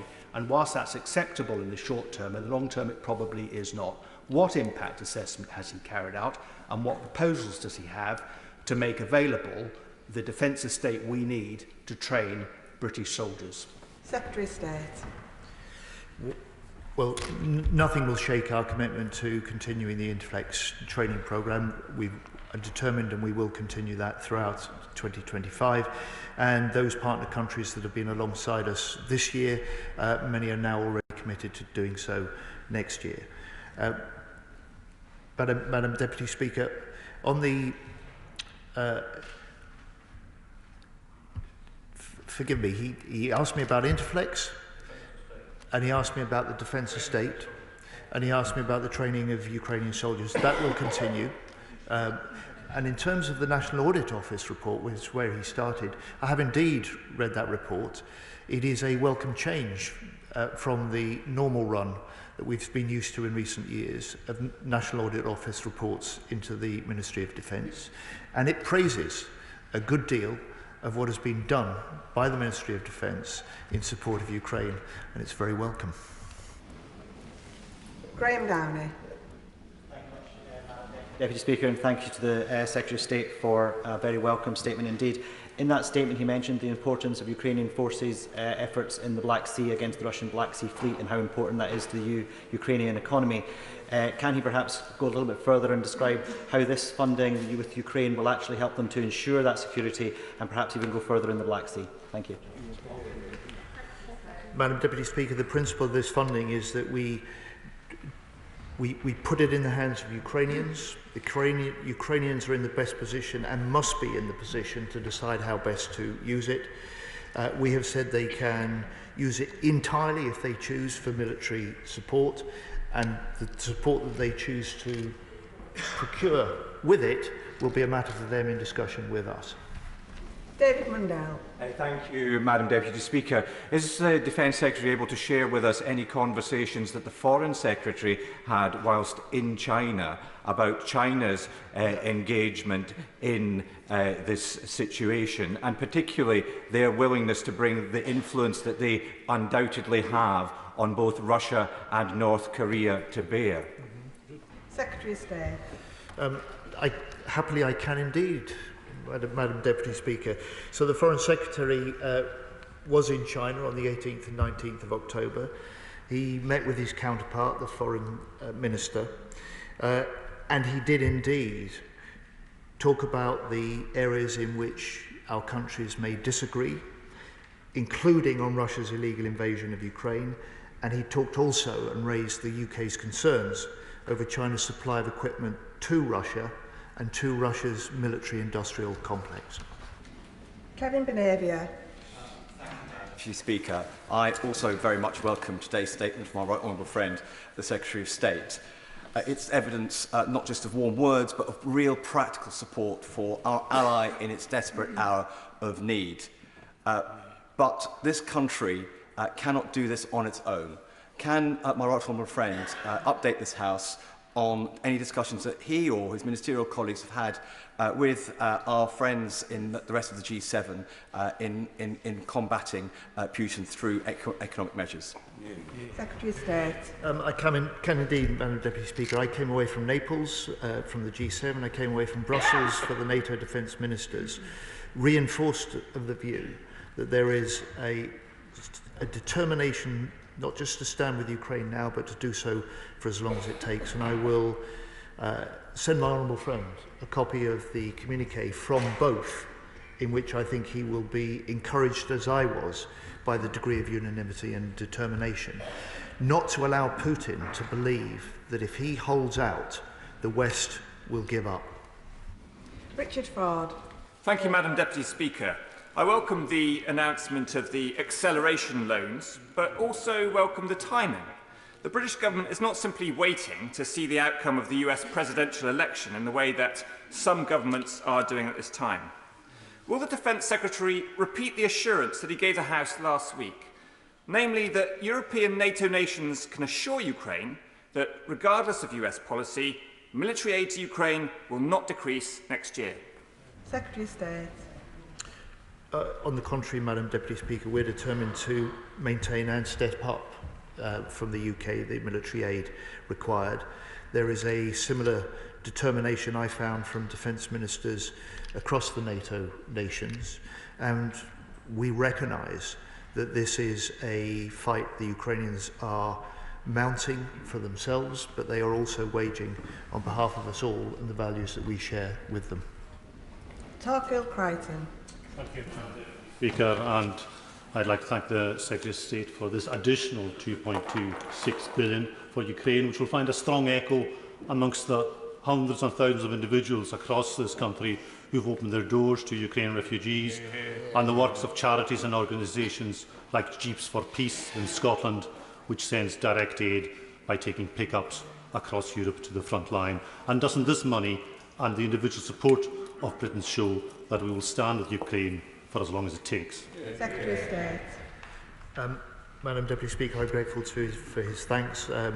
Those thanks should really go to the Chancellor, because it's the Treasury that has led the way on ensuring that we can put in place this new system of loans and make this money additionally available to Ukraine. But he's completely right to say part of the strength of the support that we can offer as a country to Ukraine rests on the strength of the support of the British people, the warmth of which they've shown from the outset for Ukrainian refugees, and also the determination of many groups. He cites one that have been willing to collect and in some cases transport support for Ukraine and Ukrainians out to the country itself, and I pay tribute to their efforts. Ben Opsijekti. Thank you, Madam Deputy Speaker. It is concerning that we only received the briefest of updates in this House on the direct involvement of North Korean troops after a week of this being widely reported in the media. Last week, during defence questions, the Right Honourable Gentleman gave his full-throated support for Ukraine, but made no mention of the government's awareness of North Korean reinforcements potentially being deployed in up to brigade strength. So what is the government's current assessment of the scope of North Korean involvement, and how do overt North Korean boots on the ground in Ukraine necessitate a change in our posture? Madam Deputy Speaker, I've just given the House the assessment of the involvement and the extent at present of North Korean troops. Blair McDougall. The North Korean boots potentially joining on the ground, the Iranian drones and the air above Ukraine. It seems clear now that the calculus that Russia is operating to is very different from that of the Western alliance. And I wonder if the Secretary of State agrees with me that there's a risk that when the fear of escalation is one-sided, that itself becomes escalatory. And so while welcoming the additional support that's announced today, I wonder if you'll join me in saying it's time for other countries to follow the lead that the UK has shown today. Secretary of State. Well, Madam Deputy Speaker, wherever there is signs of breaching UN resolutions, of breaching sanctions, and of dangerous escalation in support of Russia, we will act. We have acted before. And he is right to point to the growing alliance that we see between Russia and Iran and between Russia and North Korea. Jim Shannon. Thank you, Madam Deputy Speaker. Can I thank very much the Secretary of State for his statement and indeed for his very, very welcome news. Everybody in this House is pleased and indeed incredibly pleased at the decision by our government and by our Minister to do that. Thank you very much. I'm just a bit conscious of the US elections. I want to ask a question if I can in relation to that. As the US election draws closer and the uncertainty of the level of support that will come from the US post-election, does the Secretary of State agree that there must be caution, I say this very, very respectfully, of any minister or indeed anyone in this House expressing an opinion on that presidential race? But will the Secretary of State take the opportunity to reaffirm the strong, resilient view of the United Kingdom of Great Britain and Northern Ireland to stand against Russian aggression, to support those who need our help through aid, through weaponry and through diplomacy? Thank you so much. State. I think the Honourable Gentleman is right, quite clearly. The US elections are for the US people. As a UK government and as a UK Parliament, we will deal with whoever the American people choose to elect as their president. He is right, however. I'm glad he welcomes the support that as a government we've stepped up for Ukraine. But I'd say to him and to the House and the Honourable Gentleman opposite, who is the Shadow Defence Secretary, well, I think will recognise this. It makes the job of the UK government so much easier to provide this support when there is such united support in this House for what we must do to support Ukraine for as long as it takes. Tim Rocker. Thank you, Madam Deputy Speaker. I warmly welcome the statement today from my right honourable friend.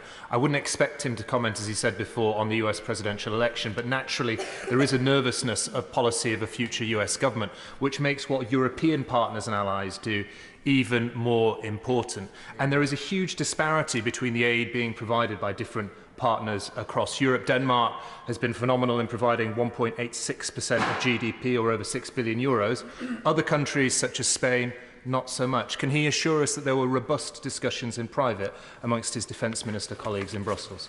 Secretary of State.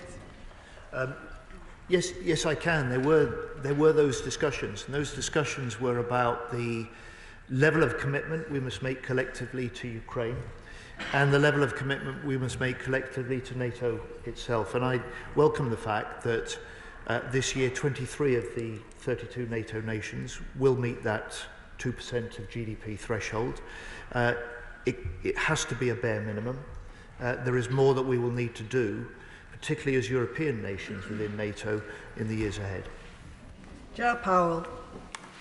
Thank you, Madam Deputy Speaker. Can I warmly thank the Secretary of State and the full ministerial team for their hard work on mobilising this additional money from frozen Russian sovereign assets, and I do hope other countries will follow UK leadership on this.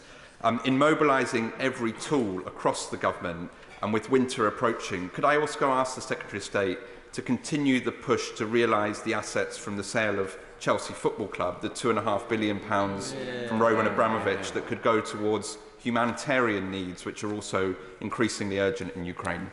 Secretary of State. Yes, indeed, Madam Deputy Speaker, the government sees the case that he makes, and my honourable friend, the Foreign Minister, in fact, met, I believe, my honourable friend last night to discuss this further. Gordon McKee. On a visit to Kyiv with parliamentary colleagues last month, we saw firsthand the incredible bravery of the Ukrainian people, who I know will welcome this afternoon's statement. But unfortunately, Russia's war machine continues to be powered by Western-made semiconductors that are smuggled into the country. So can I ask the Secretary of State what work the government is doing to make sure that Russia does not get access to this technology? Secretary of State. One of the great assets of this government is my honourable friend, the Foreign Minister. And he's a great asset to this government and this House because of the work that he does with so many other countries. And wherever there is discussions that are required or evidence that's gathered, my honourable friend is speaking to a lot of the countries who may find that they have within their own country companies that could be involved in those supply chains. Wherever that happens, my honourable friend is on it, and he's leading the charge to make sure that where we can identify those supply chains, we take the action that's necessary to close them down. Alex Ballinger. Thank you, Madam Deputy Speaker, and I thank the Secretary of State for his very welcome statement. As we approach 1,000 days since Russia's illegal invasion of Ukraine, it's increasingly clear that Ukraine's survival is dependent on West increasing our manufacture of munitions. Can you say a little bit more about boosting our defence industrial supply chains, including those in the West Midlands, where defence manufacturers are very keen to contribute? Secretary of State. Well, my honourable friend is right.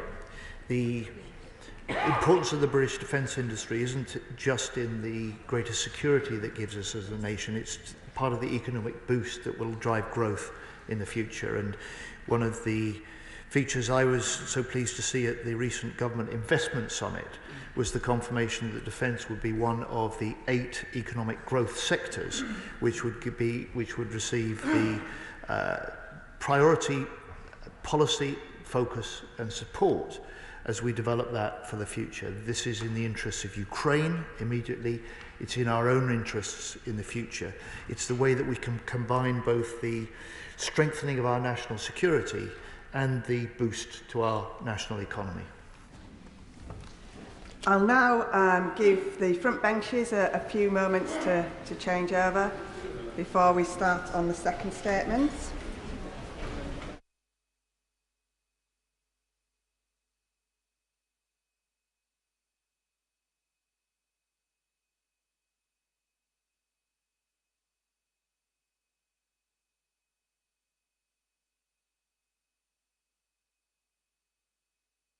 I call the Lord Chancellor Shabana Mahmood.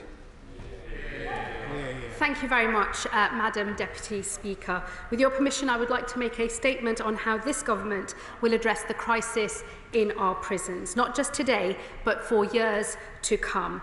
This House has heard me recount my inheritance as Lord Chancellor before. The crisis in our prisons was, I believe, the greatest disgrace of the last Conservative government. They left our prisons on the point of collapse, a situation that would have forced us to close the prison doors, cancel all trials and force the police to halt their arrests. Crime would have gone unpunished, victims would never have seen justice done, and we would have witnessed the total breakdown of law and order. The former Prime Minister knew he had to act. His Lord Chancellor begged him to do so, but instead he called an election.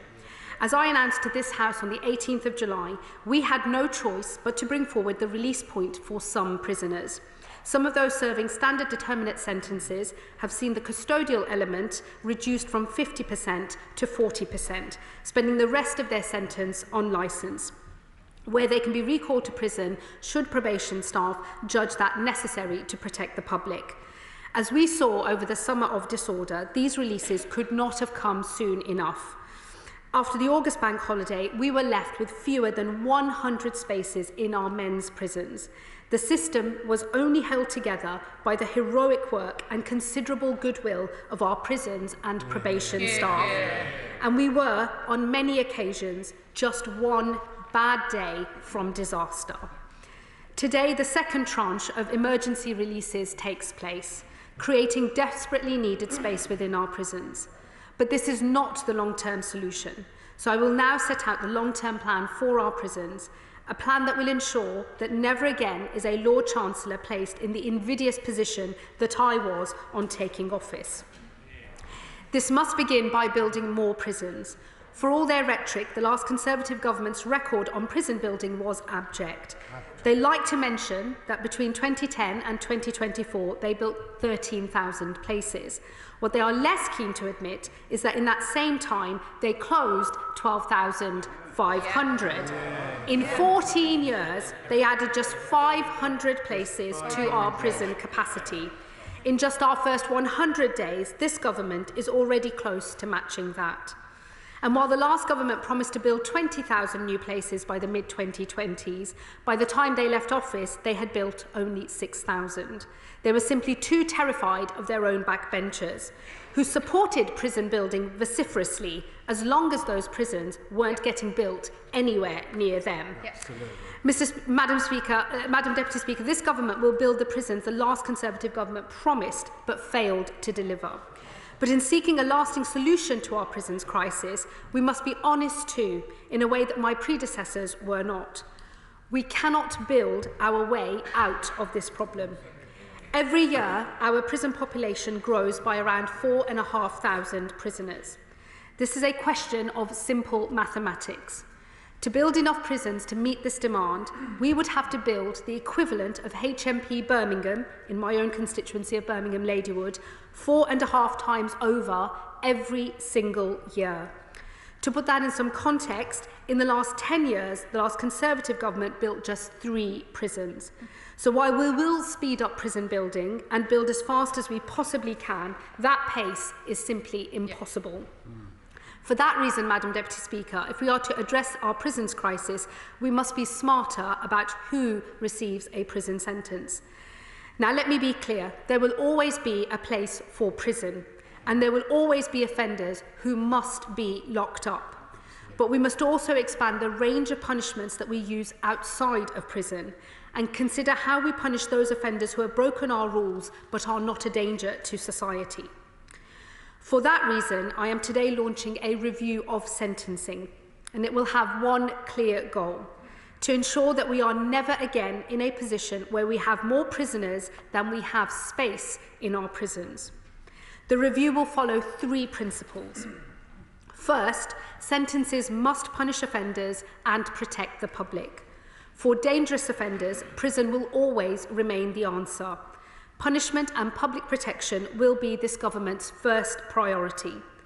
There will also be some offenders who I will task the review with considering, like prolific offenders, who are just 1 in every 10 individuals, but nearly half of all sentences.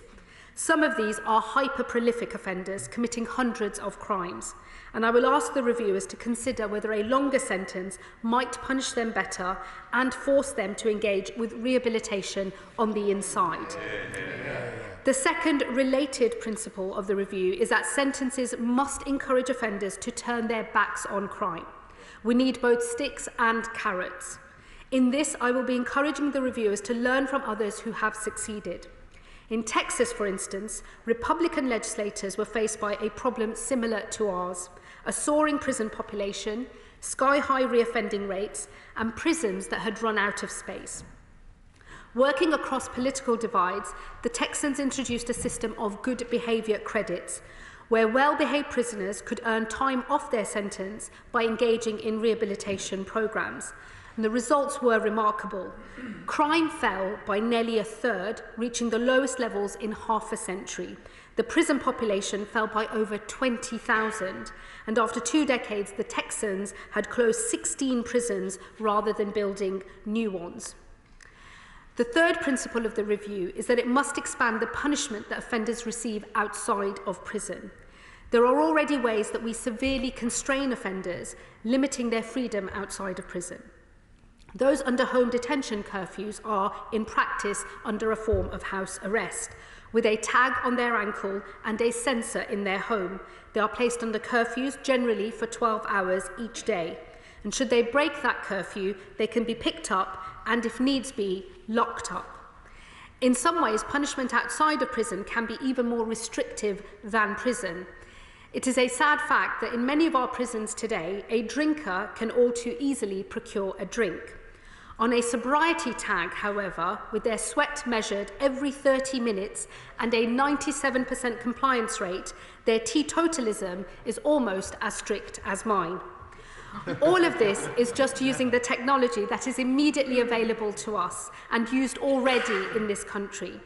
I will be inviting the reviewers to consider the technology that they have available to them now, and also the next frontier of technology used in other countries but not yet in ours. Because I believe that the modern world presents us with the opportunity to build a prison outside of prison, where the eyes of the state follow a prisoner more closely than any prison officer can. Moving punishment out of prison for those who can be safely managed there has huge benefits. Outside of prison, offenders can engage in work that pays back communities and individuals who they have harmed. And the evidence is abundantly clear that those who serve their sentences outside of prison are far less likely to reoffend, cutting crime with fewer victims and safer streets, and reducing the huge cost to society of reoffending, most recently valued at over £22 billion a year. Madam Deputy Speaker, this government believes that crime must have consequences and criminals must be punished. It also believes in rehabilitation, that those who earn the right must be encouraged to turn their backs on crime. This government believes in prison, but we must also increase the use of punishment outside of prison too. And this sentencing review will be tasked with pursuing these goals. It will be led, I am pleased to say, by a former Lord Chancellor, David Gauke, a highly regarded minister who served in multiple roles across government, who has rightly gained the respect of both the judiciary and the legal sector, as well as many within this House. And I will work with him to assemble a panel of reviewers who will draw together deep expertise and experience in the criminal justice system. This review will take a bipartisan and evidence-based look at an issue that has, for far too long, been a political football booted around by both sides. David Gauke will report back with his recommendations in the spring, and I have placed a copy of the complete terms of reference of the review in the library of the House. Madam Deputy Speaker, it is right that the review is given time to do its work. But as I have noted already, the capacity crisis in our prisons has not gone away. When we introduced emergency measures, we believed that they had brought us around a year. However, after the summer of disorder, the next crisis could be just 9 months away. For that reason, I announced last week an extension of magistrates' court sentencing powers, which allows us to bear down on the remand population in our prisons. But we must go further. And while I will not countenance any further emergency releases of prisoners, there are operational measures that I will lay before the House in the months ahead. The first, which I've already referenced, is home detention curfew. This modern form of house arrest curtails freedom and helps offenders turn their lives around. Offenders are subject to electronically monitored curfews, which must be imposed for 9 hours a day, are generally 12 hours long, and can in fact extend to 16 hours. As the Shadow Lord Chancellor himself noted in this House in February of this year, the reoffending rate for the average prisoner when measured a few years ago is close to 50%, but for offenders released on a home detention curfew, it is 23%. This government will soon extend the use of this measure, following in the footsteps of the last administration, who expanded its use rightly on a number of occasions. We will increase the maximum period eligible offenders can spend under house arrest from 6 months to 12 months. The second measure that we will introduce will address the soaring recall population, which has doubled from 6,000 to 12,000 in just 6 years. Risk-assessed recall review is a power of the Secretary of State to re-release on licence those who pose a low risk to the public, avoiding the long waits that they often face for a parole board hearing. In the past, this measure was used often. Between 2017 and 2019, it was used between 1,000 and 1,500 times each year. In recent years, its use has fallen to as low as 92 times in 2022. Later this month, I intend to review the risk-assessed recall review process so that lower-risk cases can be considered for re-release after they have been recalled to prison for 2 to 3 months, where their further detention is no longer necessary to protect the public. And I should note that this will only change the cases that can be considered for release, with the final decision still in the hands of experienced probation officers and managers. The final area where I intend to make progress is in the case of foreign national offenders. I share the public's view that with 10,000 in our prisons, there are far too many foreign offenders in this country, costing £50,000 a year each to house at His Majesty's pleasure. It happens to be my personal view that deportation is as good a punishment as imprisonment, if not better. We are currently on track to remove more foreign national offenders this year than at any time in recent years. But I will now be working with my colleagues across government to explore the ways that we can accelerate this further, including working with the Home Office to make the early removal scheme for foreign offenders more effective. Madam Deputy Speaker, when I walked into the Ministry of Justice for the first time as Lord Chancellor just over 3 months ago, I encountered a prison system on the brink of collapse. This was the result of the inaction of the last government, who thought they could dither and delay and led us to the precipice of disaster.